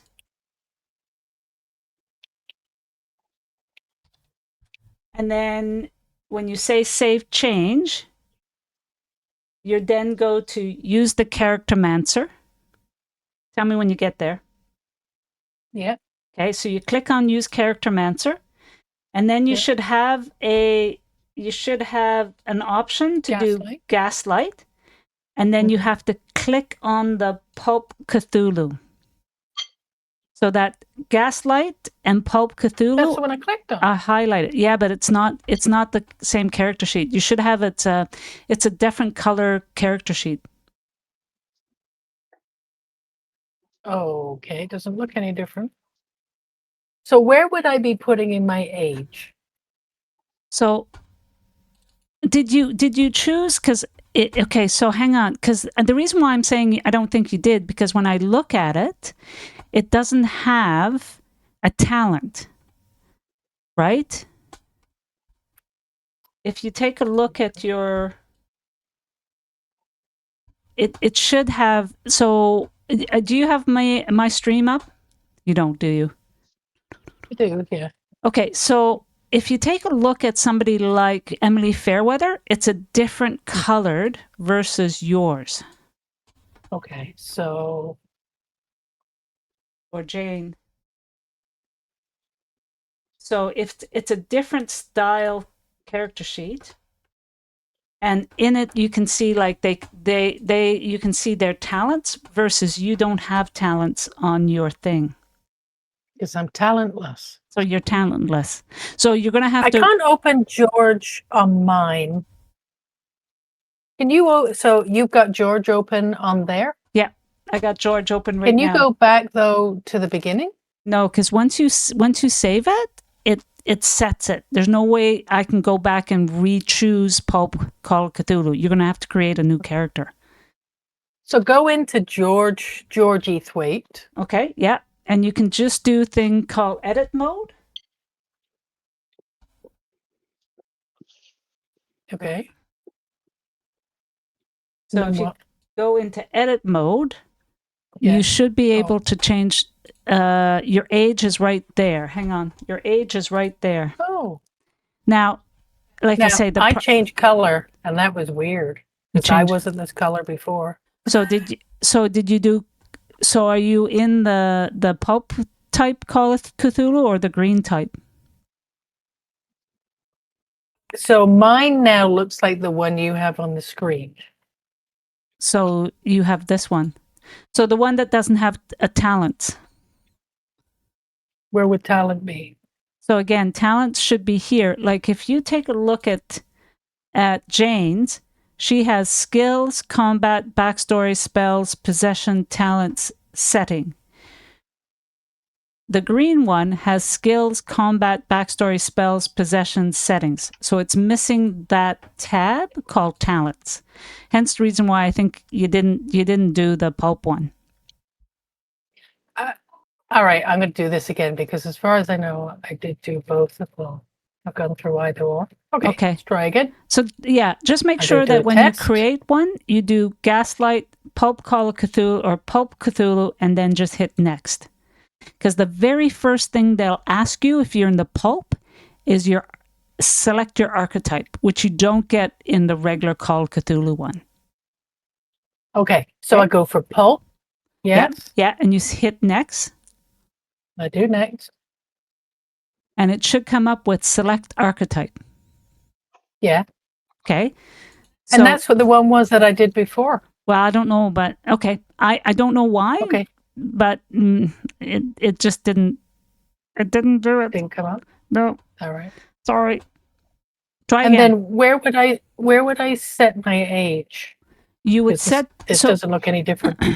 so I think you set your age later on. Don't worry about it. Okay. It'll happen, but you really do need to kind of. And so what I'm going to advise you is don't hit finish.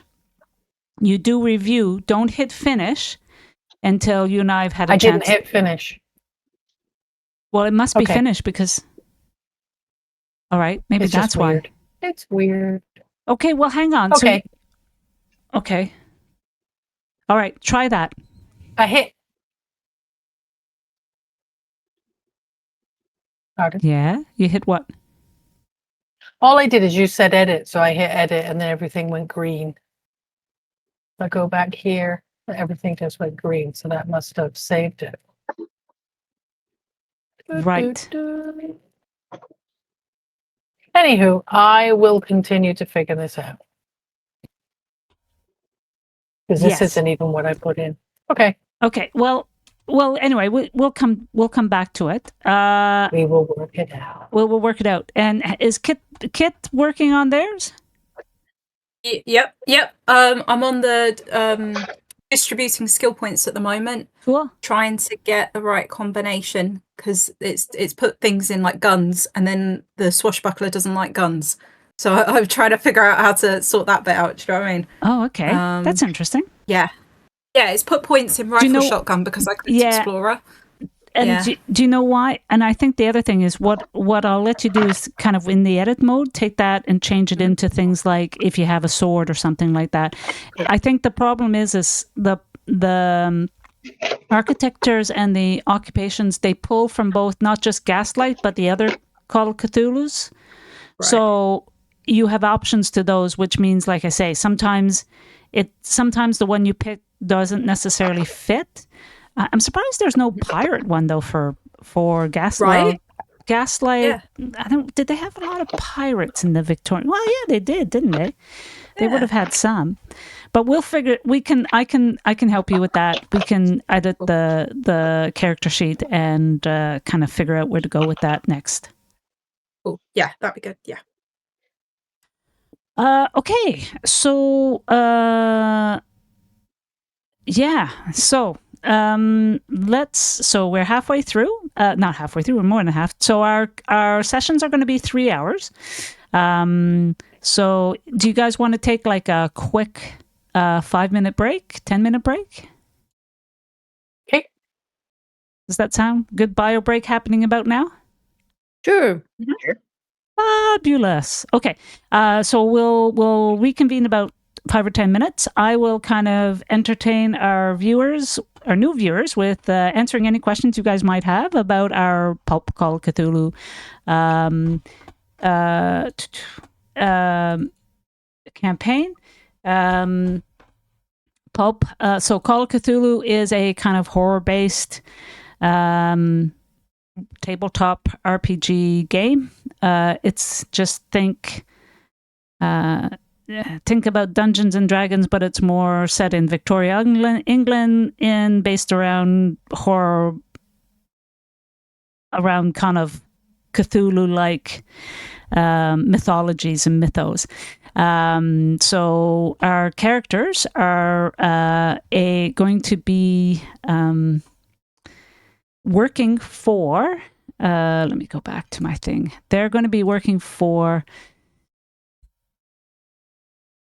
Oh, there we go. Hudson and Bran. Keep calling them Bran and Hudson. Hudson and Bran, consulting detectives for unusual cases, as are their specialties. They're basically look into otherworldliness. They investigate things. Hudson and Bran are two people who've had numerous interactions with the occult, and both supernatural and the people who are part of the occults. So in essence, as I explain it, it's a sense of not just humanity evil, but also the otherworldliness, evilness. And they've set themselves up to investigate and to help where others may not be able to help. Our characters are... a couple of them are pre-generated characters. Some of them are creating their own characters with the ideas of these are people who've had not in-depth exposure to occult or mythology or mythos, but have had enough personal experience to realize there's more to the world than what they see. And so they're being brought together to work with Hudson and Bran on various different cases. What we're going to be doing is starting off with a couple of cases. So their first case, we're going to get into it a little bit at the end. We're going to kind of introduce them to the locations, the home of Hudson and Bran, their location, give them a tour of the place, give them an overview of the case, and then we'll start into the full case next time. And yeah, if you have any questions, pop them into the chat, and we'll get into it a little bit more. This is kind of what we call session 0. So session 0 is about constructing the world that we're going to be playing in. It's Victorian England. So probably around mid 1800s, more likely 1850s, 1860s. So the idea is that these characters will be going through a series of cases. Some of them may be leading to other parts of the world. it's not the world, the other parts of England, or maybe even the parts of the world. This is a world in which, and an era in which we've kind of have very iconic books, horror books of very iconic aspects, like Frankenstein. I was going to say we had Bram Stoker's Dracula, Jekyll and Hyde, Dorian Day. So is it Dorian Day? Yeah, Dorian Day. So very kind of that kind of horror sense, and so very different parts of England. And of course, would have been the time of the, as well in Victorian England, is Jack the Ripper. So really trying to kind of get into that sense of, I keep calling it horror, but it's that sense of being in a world in which you have both rich and poor, extreme rich, extreme poor, a very crowded city, very dark. We had issues where there is you don't have a well lit city that you would see now. There was a lot of pollution. So you'd have these what they call pea soup fog, where you literally could not see more than 5 or 10 feet ahead of you. So that's kind of the atmosphere we're looking for here. People from their very different classes, with the idea that Hudson and Bran will also be able to have their own kind of resources to help our people, our characters investigate cases. So with that, I'm going to take a quick 5-minute break, but I hope you are all here to see the very beginnings of our great intrepid investigators. There we go. See you in 5.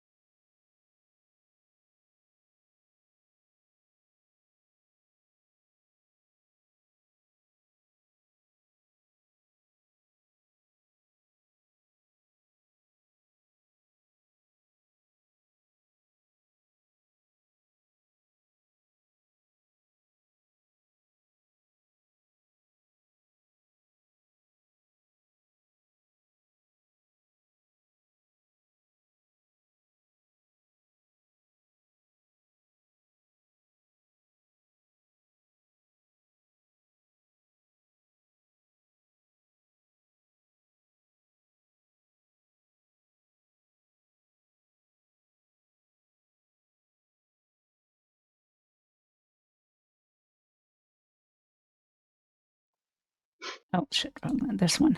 Hello, we're back. We're back. We're back. Say that 6 again. people in chat.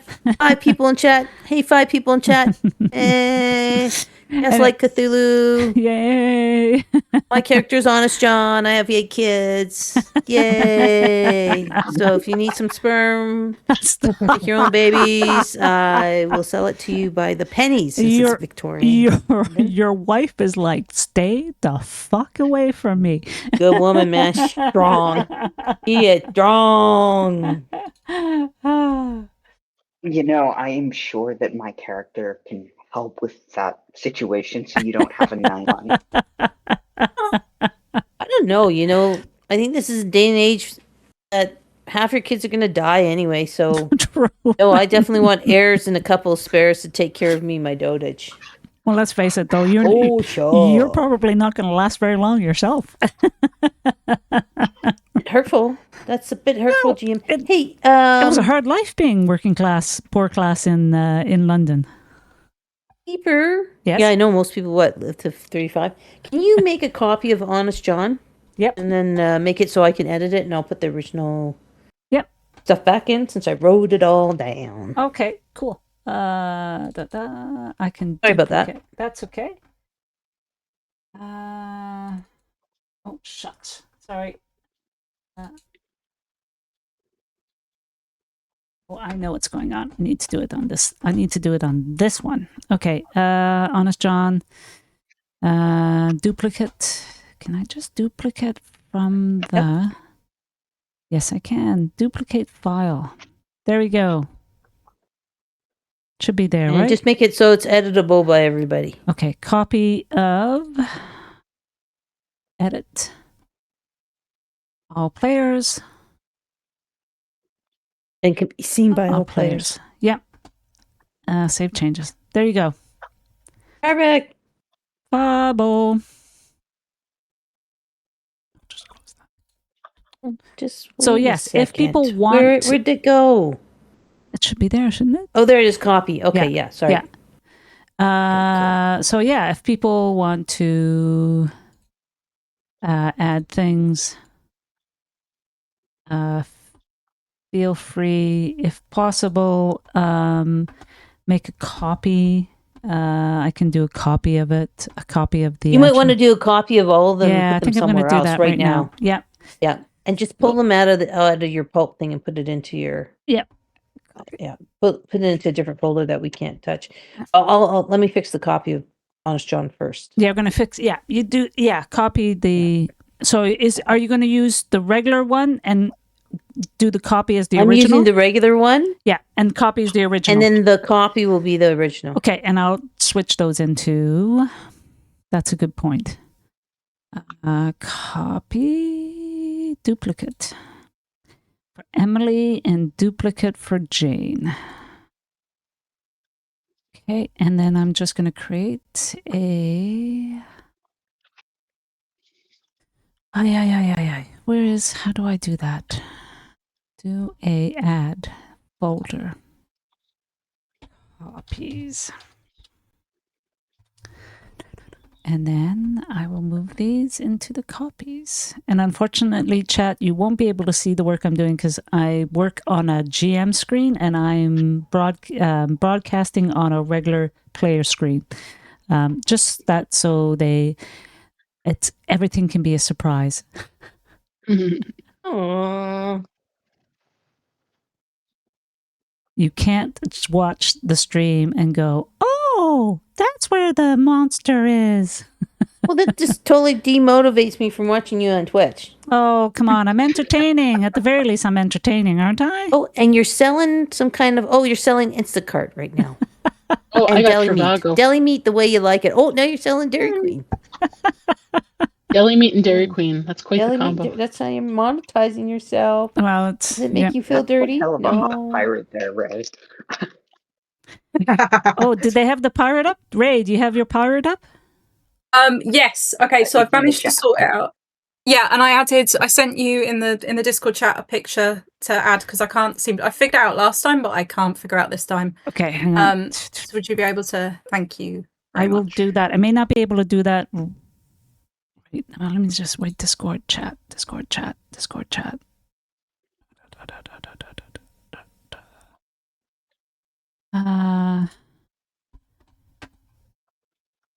No, I don't have it in the. Is it in the Discord chat? You said?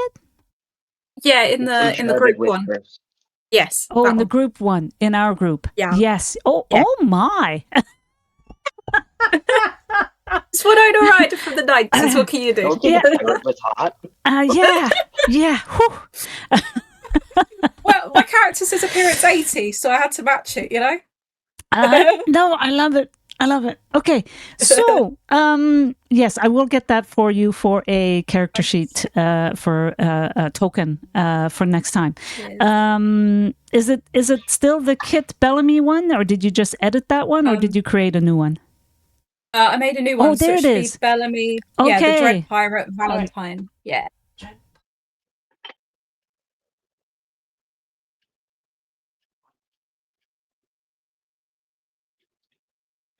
Sorry, just do a refresh. Okay, let me just see. Do we have characters? Do. Yeah.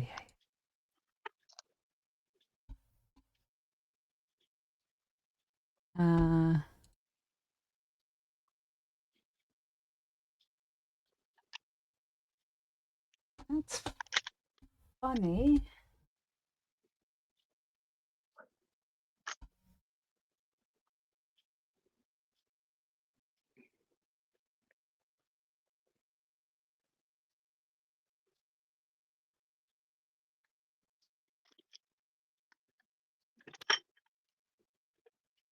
Okay, for some reason, I can see it in mine, but I can't see. Oh, can you share it? Go in and do show all, edit so that all players can see it? And move it? How So do I you do go so you go into edit. that? Yeah. All right, and then you go, let me just see. So you go into it.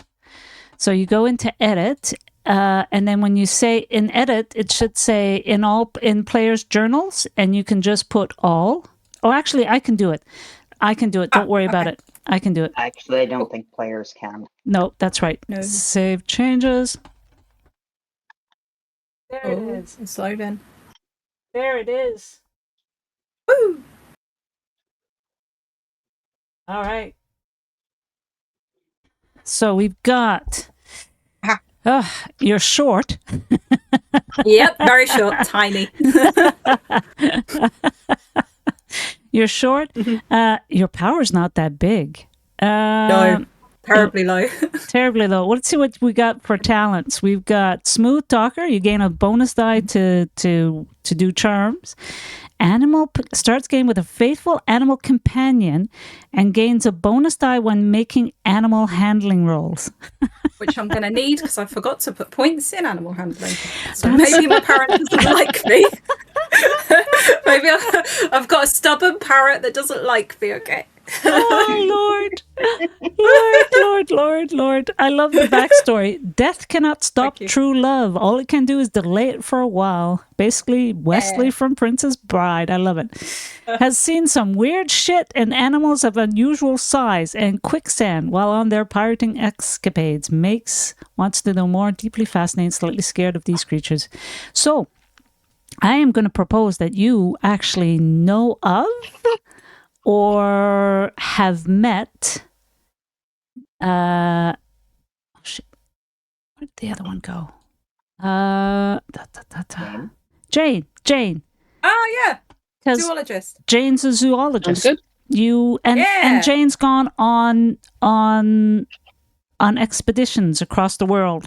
You're a pirate. You've traveled the world. You've probably crossed paths in some weird port where there was discussions. Maybe there was a market of weird and wonderful or weird, specimens, and you both kind of crossed path. Maybe you had a drink talking about your escapades. So you might know each other. You may not. That's up to you to decide. But I can see that. Oh, yeah, we can. Yeah, definitely. Significant people. Their trusty sidekick parrot. What's a pirate without a parrot? Well, that's true. Their dear Daisy. The locket Not so Daisy much, not gave so. them. Their trusty rapier sword. I love it. Okay, so have some. Okay. Talents are really interesting. The backstory is interesting. Your combat. Let's take a look at your combat. You've got dodge. You've got dexterity. I will add your rapier. I'm surprised you didn't add thank you. that. Yeah, I'll I add don't that. know how to. I'll add that later. Cool. Next season, next thing, I'll add that. I'll just make a note of that.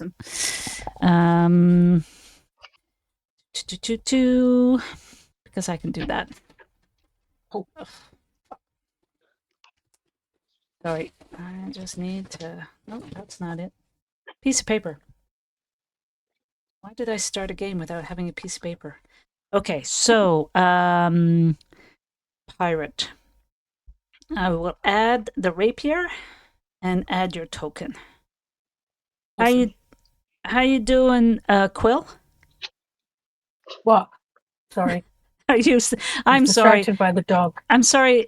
Did you are you working on the thing, or do you want to just we'll do your character afterwards? No, we'll do because I did it the way you said to do it. So Yeah.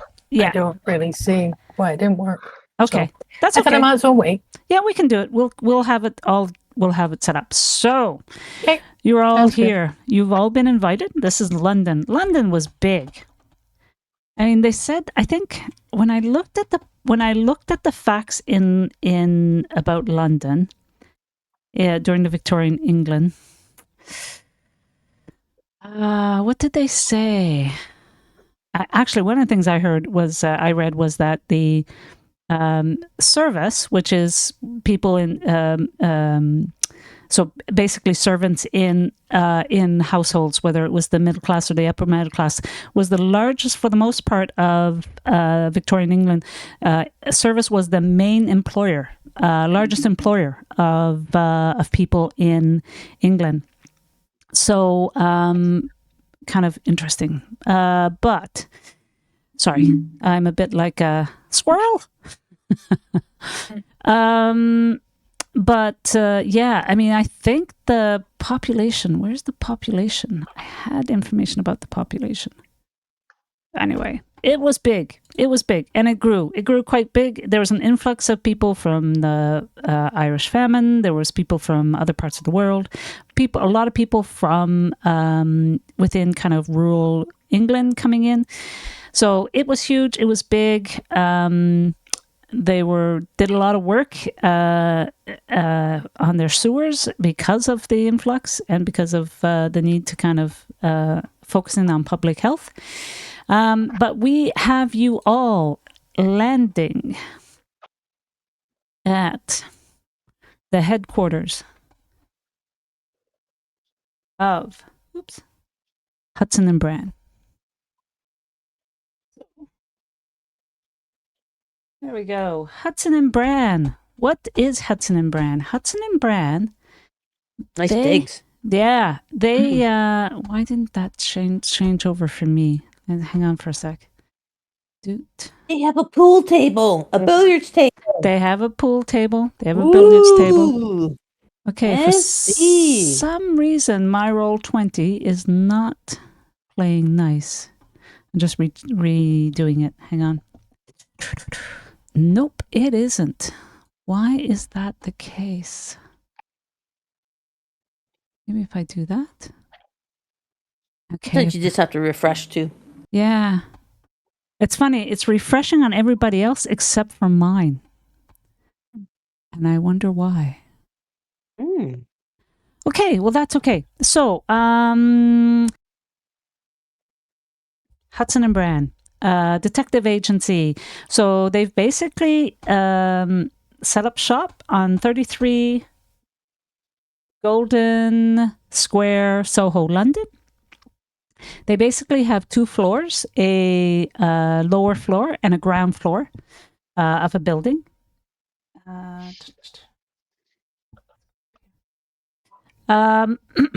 So the ground floor has the kind of main area. It has, if you take a look, there's the front hall, there's a parlor, there's a library evidence desk. So they've got a large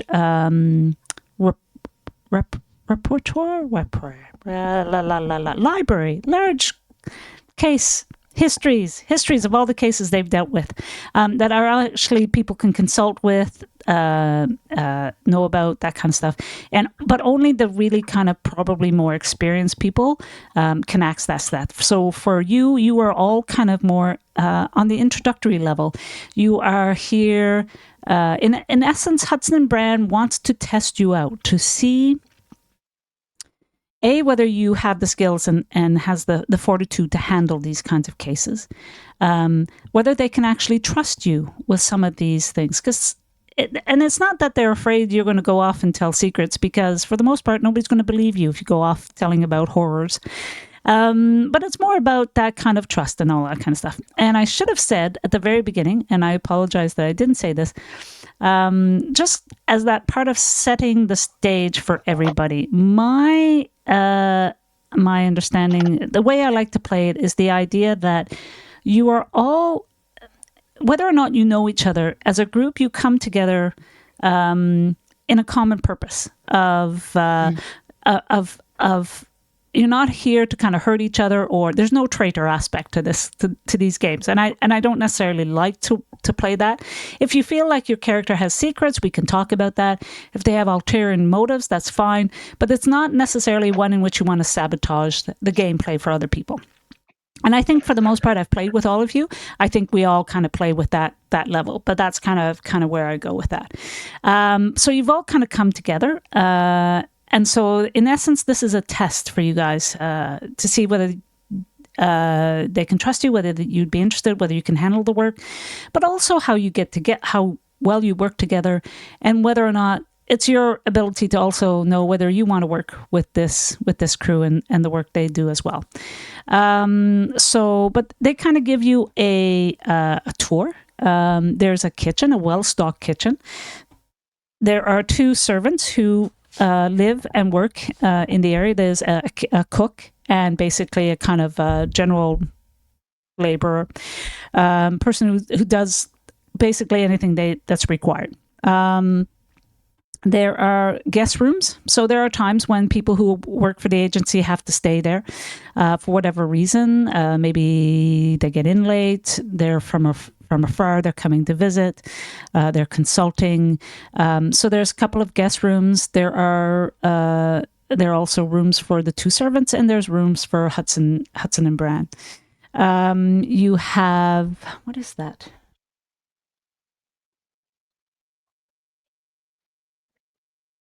We've got bathrooms, that kind of stuff in this area here. So you're likely kind of going to be meeting in this area here. Now, downstairs is where things kind of get interesting. They have this is kind of the shooting range and their workshop. So they work on things. So they work on tools, they work on weapons, they work on mechanical things that help in their work.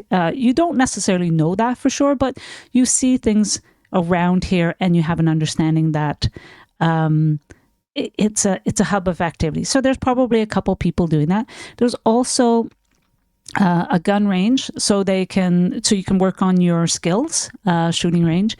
There's also an ability to kind of do self-defense development skills. So there's people learning and exercising and strengthening, but also learning about disarming people and how to fight and all that kind of stuff. So that's kind of where that would happen as well. There is the billiard table for rest and relaxation. There's a coal room. And there's a couple more rooms down here. I think the servants' rooms are down here, and a guest room is down here as well. Up here, there's a garden. So it has not just your regular kind of kitchen garden with herbs and vegetables and all that, but there's some more interesting plants that would be useful for various different concoctions. Who's our chemist? That'd be me, That Emily. you kind of go in, you think, ooh, what do you think of this? Looks like great ingredients. I can see how this can be made into a bomb or a poison. Oh, those over there, those would be great poisons. And Jane, you were downstairs, and when you were in that workshop, what were you thinking?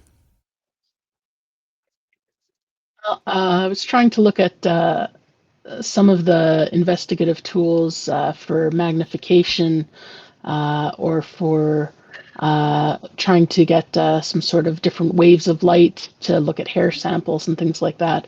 So trying to look to see what is there that I may not have accessed before to see if I can maybe bring my own samples in on the quiet and have a little closer look. All right. And Honest John, what do you think of the digs? Honest John is spending a lot of time in the washroom, having never been in an indoor washroom before. Is trying out the toilet and pulling it and looking at trying to figure out indoor plumbing. Because in Victoria, this is, very rare for his lower class being, right? Mm-hmm. Mm-hmm. So he's checking that out. He's also was checking out the kitchen and taking advantage of the hospitality and grabbing some biscuits and stuff to take home to his wee children, his beloved wife. You're going to be pocketing treats, are you? Asking first, not stealing. Oh, okay. Well, the housekeeper is very charmed by you. I'm sure you have a very charming personality. And she slides you a couple of extras, knowing that what it's like to have hungry mouths at home. Yeah, I tell her all about all 8 of them until she gives me more. And then she looks and thinks, oh, she gives a couple more for the wifey too. Yeah.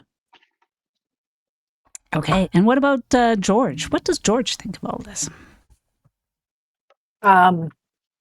George is looking around and looking at all the furnishings and the bits and pieces and things and trying to get a sense of what Hudson and Brand are like and kind of trying to get a feel for them as people, because George likes to get a hold of how people are, because it's one of the important things to his everyday life. So yeah, I'm just looking around at everything, sussing it out. Cool. And what does Bellamy think with the pirate? Now, does Bellamy have the parrot on their shoulder? Yes, but begrudgingly, because we don't get along, because I've not got any points in animal handling. So yes, so the parrots clawed themselves to my shoulder. Fuck off! I'm like, all right, bird boy. It's been a while since we've been anywhere but at sea, you know. Sorry. So we've got a bit of a Yeah. finally we can get away from each other, me and my parrot. So I'm like, buzz off. I have to say, the cook / housekeeper is looking at you warily and just does not agree with the fact that there's a parrot in there, but she's not going to say anything to you. I'm looking at her like, please don't cook it. Like, it is annoying me, but it does come in handy. Please don't cook it.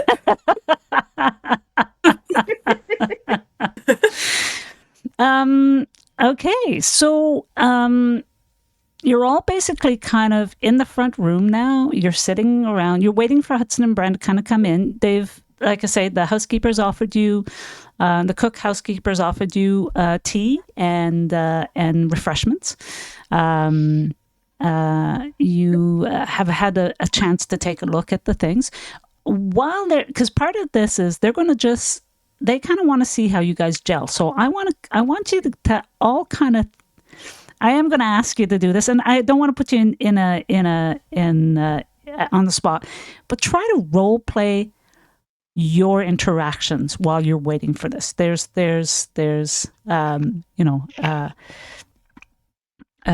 of you. you're all sitting down across from each other. Some of you may actually, like I say, know each other, right? Because you may have had these kind of things. You may recognize each other. I was thinking that Honest John and George may have actually kind of crossed paths as well. So tell me what you're saying, what you're thinking. Maybe even talk to each other. Well, I think because I've met them before, I would know the parrot's name. But what is the parrot's name? Oh, quick! Someone come up with a parrot name. Oh, what room are we in? Okay. I was going to say, no wonder you don't have good animal handling. You don't even name your parrot. I don't know. You're basically. What, this thing? Actually, Parrot. you know what? I'm actually going to put you guys down here. I'm going to say you're down. Oops, hang on. I'm in the wrong screen. You're going to be down in the pool hall. We're playing billiards. You might be playing billiards. I mean, cool. I was thinking about putting you here, but that's kind of got the research library. I don't want you guys being snooping around, so we'll put you down there for now. What? I would never, ever, would I ever snoop in the library? Come on. Well, Honest John is going to pick up a cue and start racking up the cue balls or billiards balls. Anyone fancy a game? I'll have a game. Sure. It's all physics. Yeah. I'm in. Yeah. Right, this is pretty nice looking table they got here. I am Very, surprised very you nice played taste. billiards. Yeah. Anyone want to put a wager on today's game? Maybe a penny or two. George is just smiling at all of this. Just, Come on, George. I know you I'll like a give you bit a of penny. risk, don't you? Like a I'll bit give of, you a penny. I'm just gobsmacked that you actually play billiards. So there you go. Where did you learn? I've kind of heard A this local sort pub. of thing before, so I'd like to see how you play first before we wager. Oh, Sound very confident. I'll say, yeah, well, you know, I think- if it's a turn off, why don't we just teach you them? Take Okay. the money. Well, remember We'll your teach name ya. is Honest. I am honest. I'm Yeah. not going to fleece You're an anybody. I've honest just man, met. are you honest? Two honest people have to go Let's around give it a telling go. everyone they're honest. If you don't know how to play, let's just do a teaching session first. How's that? And then when you feel like it, then we'll put a coin on it. We're all right. friends here, aren't we? George is still smiling at all of Absolutely. this. I am going to let you guys play, and I'm going to let you roll later on, and we'll roll a D100 and see whoever is lowest has won the game. But we'll see, we'll let this play out a little bit longer. Tell me what Oh. happens. What about a dexterity check? Well, the problem is Quill doesn't have her thing Oh, up yet, gotcha. so Yeah. that's why I'm How kind of tall going. are you? Honest. I think I'm pretty big, actually. Yeah. Let me double check how big am I. I am 70 in size. Whoa. Oh, that's big. 70. Dude. You wouldn't be fucking with me. 7-0. Yeah, I how can wouldn't. you be that? I'm only 40. I would. You'd be I got to. underfed. I thought you'd be underfed. Well, probably as the bruiser, he made sure he was the first to grab something to eat in the poorhouse. Yeah. You beat everyone else up for their dinner. That's what it was. Yeah, All right. yeah. I've Okay, learned rack to 'em love up. potatoes. You know this table is the size of a snooker table. It's very nice. It is very nice, very expensive. I've never played at a table this nice. Jane is just listening and scritching the head of the parrot. Yeah. Oh, yeah, the parrot's I'm gonna let you squawking, going, break. Animal lady, Go on, Honest. animal lady. Let you break. So hang on. While you're doing that, so I want to. Do you have animal handling as a skill? I don't think there is I one, is don't. there? Is there not? Yeah, there is. Jane? Jane, yeah. I believe there there is. should be one. Yeah. Somewhere. Yeah. I believe I not do. my Let me character just sheet. see. I want you to roll I'm a that. bit concerned why I need animal handling to play billiards. No, not for you, because Jane is scratching the parrots. You know what? I don't have animal handling. I have ride. So Okay. I don't have unfortunately, animal handling okay. either. Do ride. Let's see what you say with ride. Let's see what happens. Okay, let me see here. Oh, here we go. You gonna ride the parrot? I mean, The big parrot. this cannot be blamed on me. Oh, you can do it. Okay, sorry, just getting the Can't- right thing up here. That's okay. If you can't tame the parrot, don't I feel bad did- because I can't. I did falsely say we won't need your care. I won't make you roll for anything, but this is too tempting. I want to see whether or not you charmed Yeah, you charmed a exactly. pirate or a parrot or All right. not. A pirate parrot. Okay, let's see. We'll do right.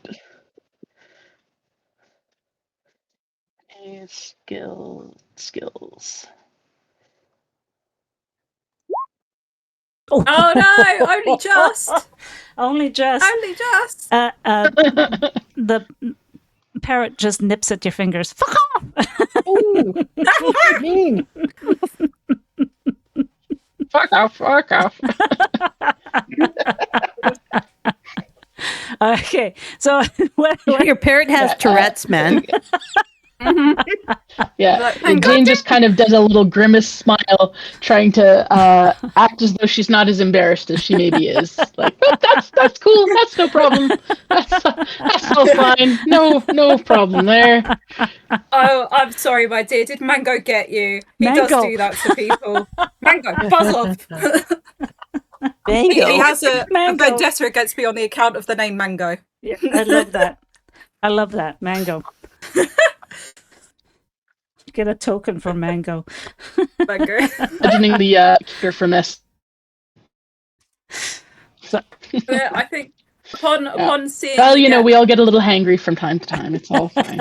and upon seeing you get attacked by Mango, I have visions of this happening before. I'm like, hang on, Mango's attacked this woman before. I swear he has. Hang on a minute. Jane, is that you? Jane? Yeah.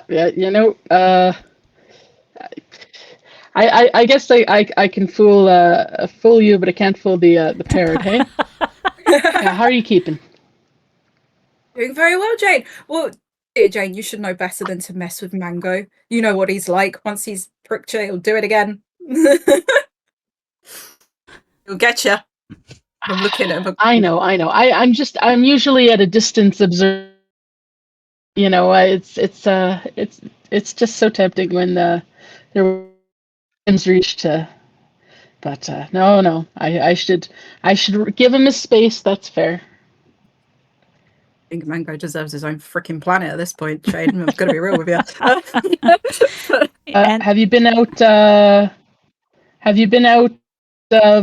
voyaging lately? Well, we came back from a Or rather staying a little difficult closer to voyage shore?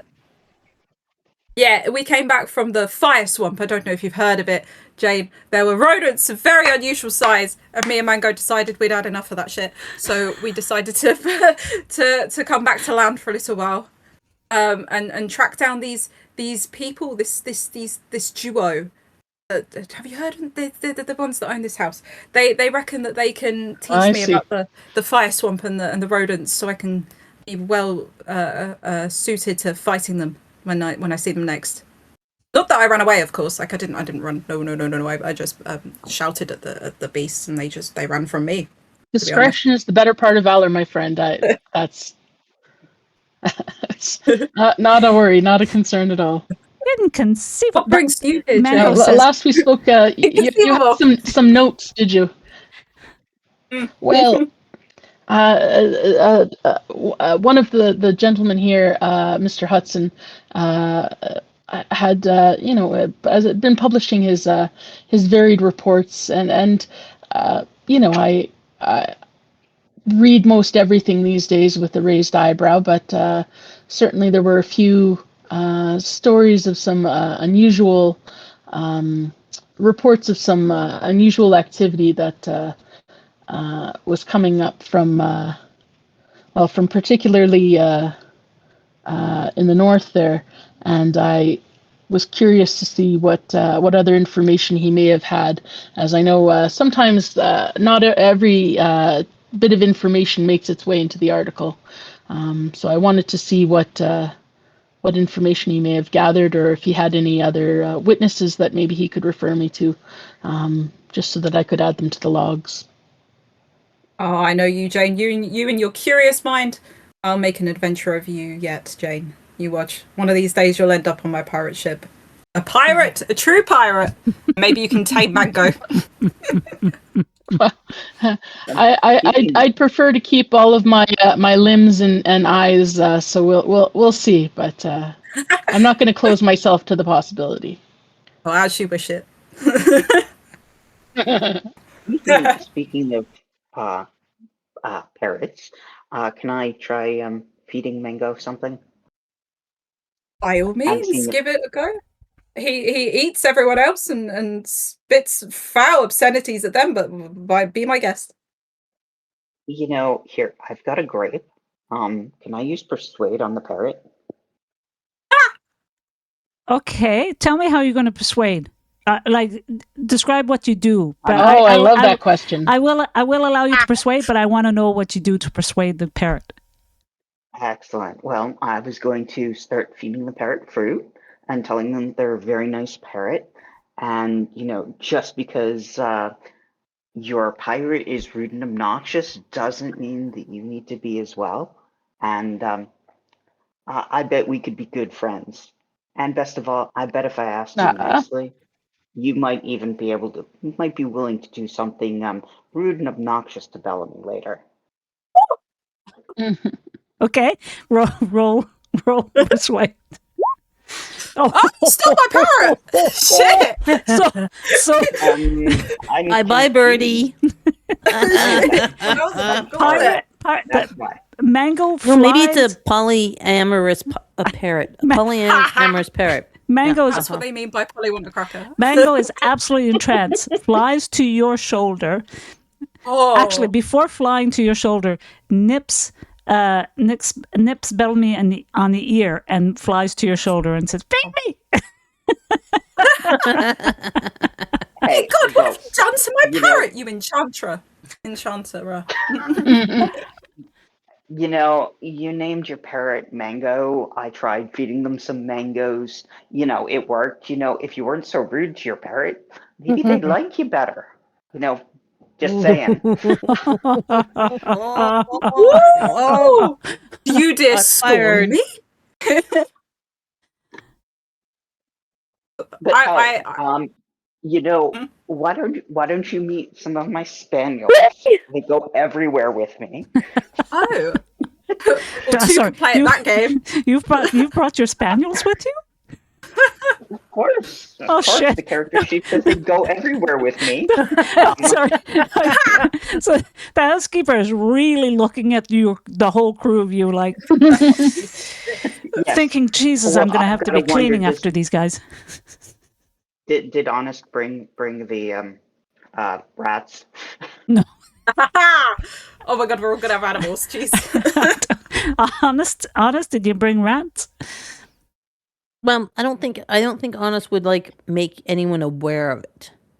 Oh no. It's gonna have a big old, and his rats are probably well hidden and well trained. They're probably asleep in his inner pockets, enjoying the warmth. And he's probably slipping them some biscuits, some of the food he got to keep them nice and quiet and well behaved, not wanting to, decent folk wouldn't understand. So in character, you guys aren't going to know. But likely his rats are with him, but in the inner pockets of his enormous trench coat type jacket. I don't know. The dogs might be sniffing that out. One dog keeps coming up to your pocket and just keeps jumping up. So I'm just going to do a Caesar Milan thing, go and just break his attention, touch his neck, not in a harmful way, but in a way that says, I'm dominant and mind your business, little puppy. All right, you roll intimidation. Oh. I'm not trying to be mean. No, I'm just trying to. No, you're trying to dominate. Well, you're trying to kind of show who's boss. Yeah, don't fuck with my rats, man. Go on, John. Yeah. There you go. Did it. Yeah, the Yep. dog just looks up at you and just kind of slowly backs away and I'm Alpha. You're not. Mind your business, boy. all right. So I think what- In a nice way, not because obviously, Honest John is an animal lover. So coming back to the pool game, you guys are still at it. I'm gonna get both of you to Quill. You can access the dice, the 100 dice, and I want both of you to roll. So the lowest wins. What are we rolling? Then? You're rolling a D100. Okay. Is this for billiards? Yes. Ooh, so just I just barely. lose. Shooting as well. Sorry. Oh yeah, you're playing too. Yeah. Oh yeah. You so And apparently losing. Yeah. honest. Just a little. You gotta have a finesse in your touch, my lady. You know you just gotta. You see, that's the problem, George. George, I think George, you're a little bit short-sighted, right? You can't do the angles, but you just gotta have a little finesse. You know what I mean? Gentle. But firm. What does George do?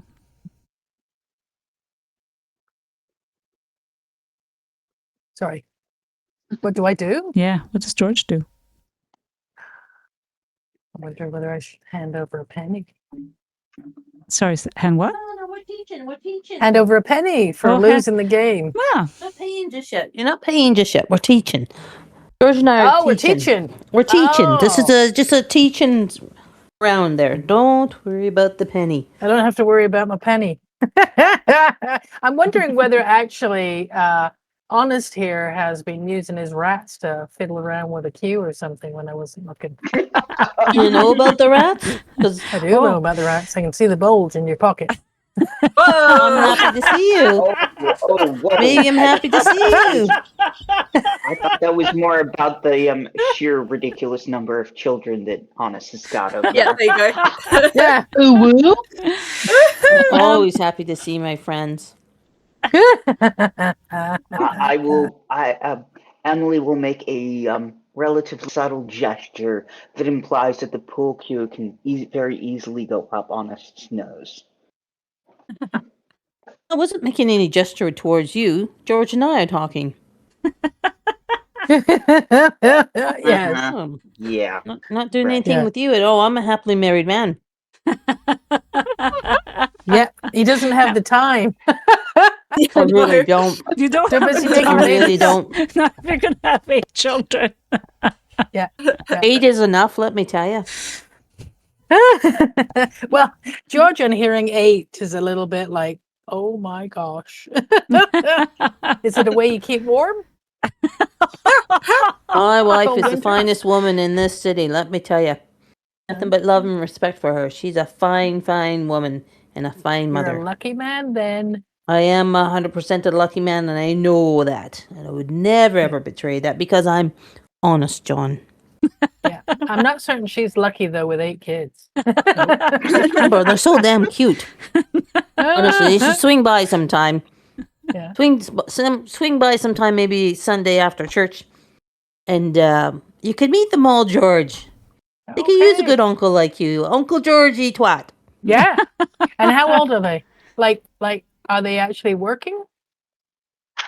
Well, we all got to work to make ends meet, don't we? No, We do. we all do have to work to make ends meet. Your accent seems to keep changing on us. I don't really know where you're from. I don't have a clue where I'm from either. We're really sure he's that honest. Yeah. It's a speech Yeah. impediment, don't you know? I'll It's a see your speech kids one impediment. day. I'd be You know, it's a- careful there, George. It sounds like somebody's looking for a babysitter. Yeah.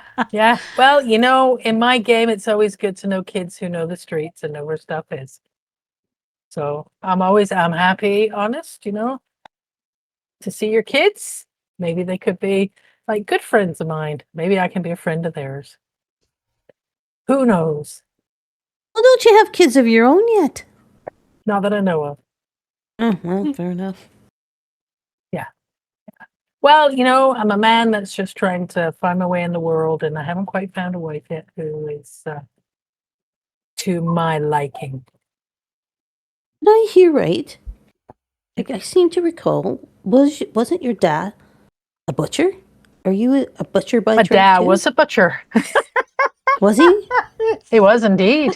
Is he still? Is he Did you used still to in come and get business? chops from us then, eh, George? That just sounds more Irish than anything else. Well, I would like to go. Oh, Honest is falling into Irish. I thought I'd have a I'm joke. falling Anyway, into yes, Irish. my I dad was really a am butcher. falling into Irish. Yeah. I He's totally figuring am. himself Except out, all you the know? you ran That's around what there. Session Zero's for. I know. I just love it. We'll just be I was just gonna slapped. say, is your dad still around? And does he still have his butcher shop? He does still have his butcher shop. Yes, Waite's Butchery. Doesn't he Yeah. make a particular kind of sausage? No, I just can't remember the name of it. That's pretty well known.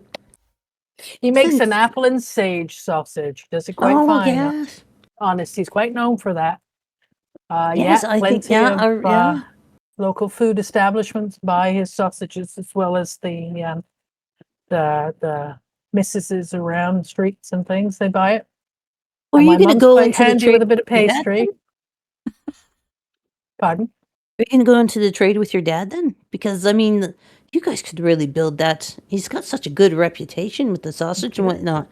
He could totally build that into a thriving spread. You know, maybe open up another shop in another part of the city. You know what I'm saying? And have your dad's shop and have your shop and really build it up. You've got quite an opportunity there, George. Yeah, I could. My brother Jim's doing it.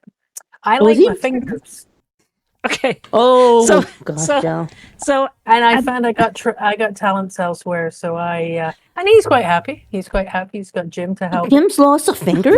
Are you serious? How many? Oh my God, how many butchers do you know that haven't lost a finger or a tip or two? Well, you're right there. I mean, my dad's got only half a thumb on his right hand. Did they find the finger? Well, who cares? It was cheap meat. Yeah, exactly. Yeah, Meat we're is still meat. in a time where we're actually my dad is very honest. We're in a time now where actually plenty of butchers. It could be horse meat, could be dog meat, and it's colored, and it could be rancid. The stuff my dad sells, it's fresh. It's not going to kill you, which is something he's proud of. His food won't make you have the shits. I've had So- his sausages, and I can, and Honest Jones turns around the room. I can attest to that. Damn good sausages won't give you the runs. okay. Although I wouldn't Yeah. mind trying this indoor fancy water closet that they have here. I've never Oh, yeah. actually tried one before, and that's technology, I tell you. So I'm gonna stop this. I am so enjoying this, but we're like 2 minutes before 7. So, but I love You this. want to get into the shit part? Look, we were just so close to getting to the I shits know. and giggles. I know. So Yes. Hudson and Brand come in, and they're what they're going to say. So we'll just set the scene, then we'll end. So they thank you all for coming. They kind of explain that the work they do often means relying on a wide variety of skills and people who can provide those skills. Each one of you have been identified as people who they think would work really well. And they want to kind of help maybe test you out on a case. So the idea is that what they tend to do is they try to bring people together who act as a team to do investigations. And that those, and continue to work as a team. So they want to test out whether that will work, test out to see if you guys are interested. I won't get too much into the role playing because, like I say, we're almost at 7. So, but what they're proposing is, and I'm going to see if I can show you. They have Hudson has a school friend, an old school chum, who's kind of lost touch, but who has reached out, his wife has reached out requesting assistance. Show everyone. Let's see if you can see this. So you can see this. Mm-hmm. So he's just received a telegram indicating that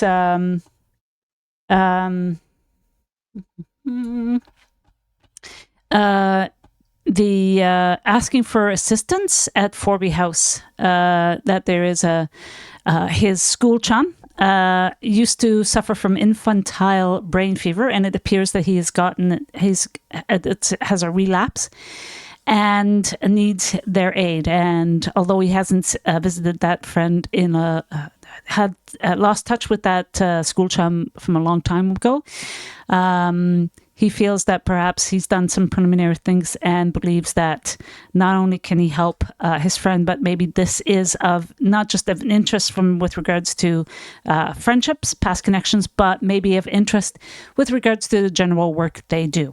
So the idea is that you would be sent there. You would be paid a small stipend. The idea is that this would be something that hopefully could be reviewed,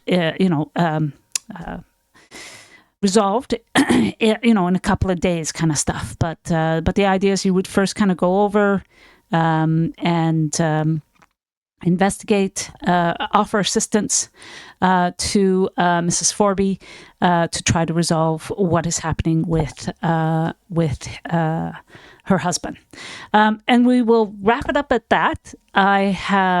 We'll come back in a month's time, and we'll start off kind of from there. You guys will have an opportunity to ask questions about the case and anything else, and then we'll kind of get you kind of right into the case, sending you off to the house and stuff like that. I want to say that I actually absolutely loved this session. You all leaned into it fabulously. It lifts my heart because it's everything what I wanted, and thank you all for that. But how's everybody feeling? Good. Woo. Fine. Yeah, excited. Yeah, very good. Cool. Excited So to try something new in a new way with Gaslight Cthulhu. yeah, In the setting will be really fun. yeah. I like Yeah. the idea of the traits and the skills, the extra little things that we can add. That I'm excited about it. Cool. Yeah, that'll be fun to have a look at now. Cool. All right, I'm ready for some And explosives. thank you for. Sorry. Explosives. No, I also am ready for explosives. I think that'll be a very fun niche for you to have chemistry. That's brilliant. Yeah. Thank you for stepping up to lead the game, and I also apologies for the Shadow Dark folks that I got my dates confused before, but this is fantastic to confirm. We have our next date for this one set. I'll put it in the notes. Yes, the next date. I thought we had set a date. Yeah, it was in the chat. Ninth. Yeah, the Ninth. yeah. In No, that's Shadow Dark. Yeah. No, it was there too. Oh, was it? So let me grab it again. Okay. Oh, by the way, my schedule has changed. Okay. So I can do my original May 2nd, since we did move it to May 9th, because I was going to be going up to IntriGCon. I'm no longer going up to IntriGCon. So just so you know, if we need to move Shadow Dark to May 2nd, back to May 2nd, we can. If we were happy to leave it on May 9th, perfect. Up to you guys. Just on that though, I am doing something for work now on May 2nd. Okay, no problem. We'll just leave it on May 9th. Okay, fabulous. Thank you. No. That's awesome. Perfect. I see May 16th for the next Call Gaslight session. Yeah. Yep. So, just saying, if we look into June 2nd, the month of June, I know that we're not going to be able to do the June 20th, but we can do June 13th. Does that work for people as well? Ooh, I've got ArdCon June 13th. Okay. But are you guys, so I've got ArdCon, but you can play without me. Or we could do just either. The 13th. It's just that. Sorry, say that again. Sorry, I can't do the 13th either. Okay. It's the first banner in the works. Okay. So what we might then do is skip June and maybe do July. Are people okay with July? Yeah. Hey, while we're in June, can I check to see if everyone's okay for June 6th for Shadow Dark or not? Or is that a wash too? Yeah. No. 6th. That can work. June 6th for June 6th for Shadow Dark. We can do that. And then July, what? Well, I was going to say, do we want to stick to every second or third Saturday? So maybe July 18th would be the July one. Yeah, let's do. It's July. I'm free. Are people okay? July 18th. Yeah. Okay. So far, so good. So we'll skip June and we'll do July 18th, and then we'll go from there to see how, because hopefully we can wrap this one up in 2 sessions. The case, but we'll see. Maybe we'll need more, and we'll see how people are feeling. How does that feel? Yeah, sounds good. All right. Sounds like a good one. If you want to send me anything, feel free. You're on the Discord chat. That's great. As for chat, I hope you all enjoyed today's session 0 of Gaslight, Shrouded Whispers in the Gaslight. And I do hope you all join us next month on May 16th. And as well, join us as well on May 9th, because we also do a Shadow Dark where Vixter is the DM and takes us through a dungeon crawl. Lesbian Vikings, guys. Lesbian Vikings. Lesbian Vikings. Lesbian Vikings. Other than that, Cannot be overstated. cannot be overstated. Okay, and thank you all for joining. And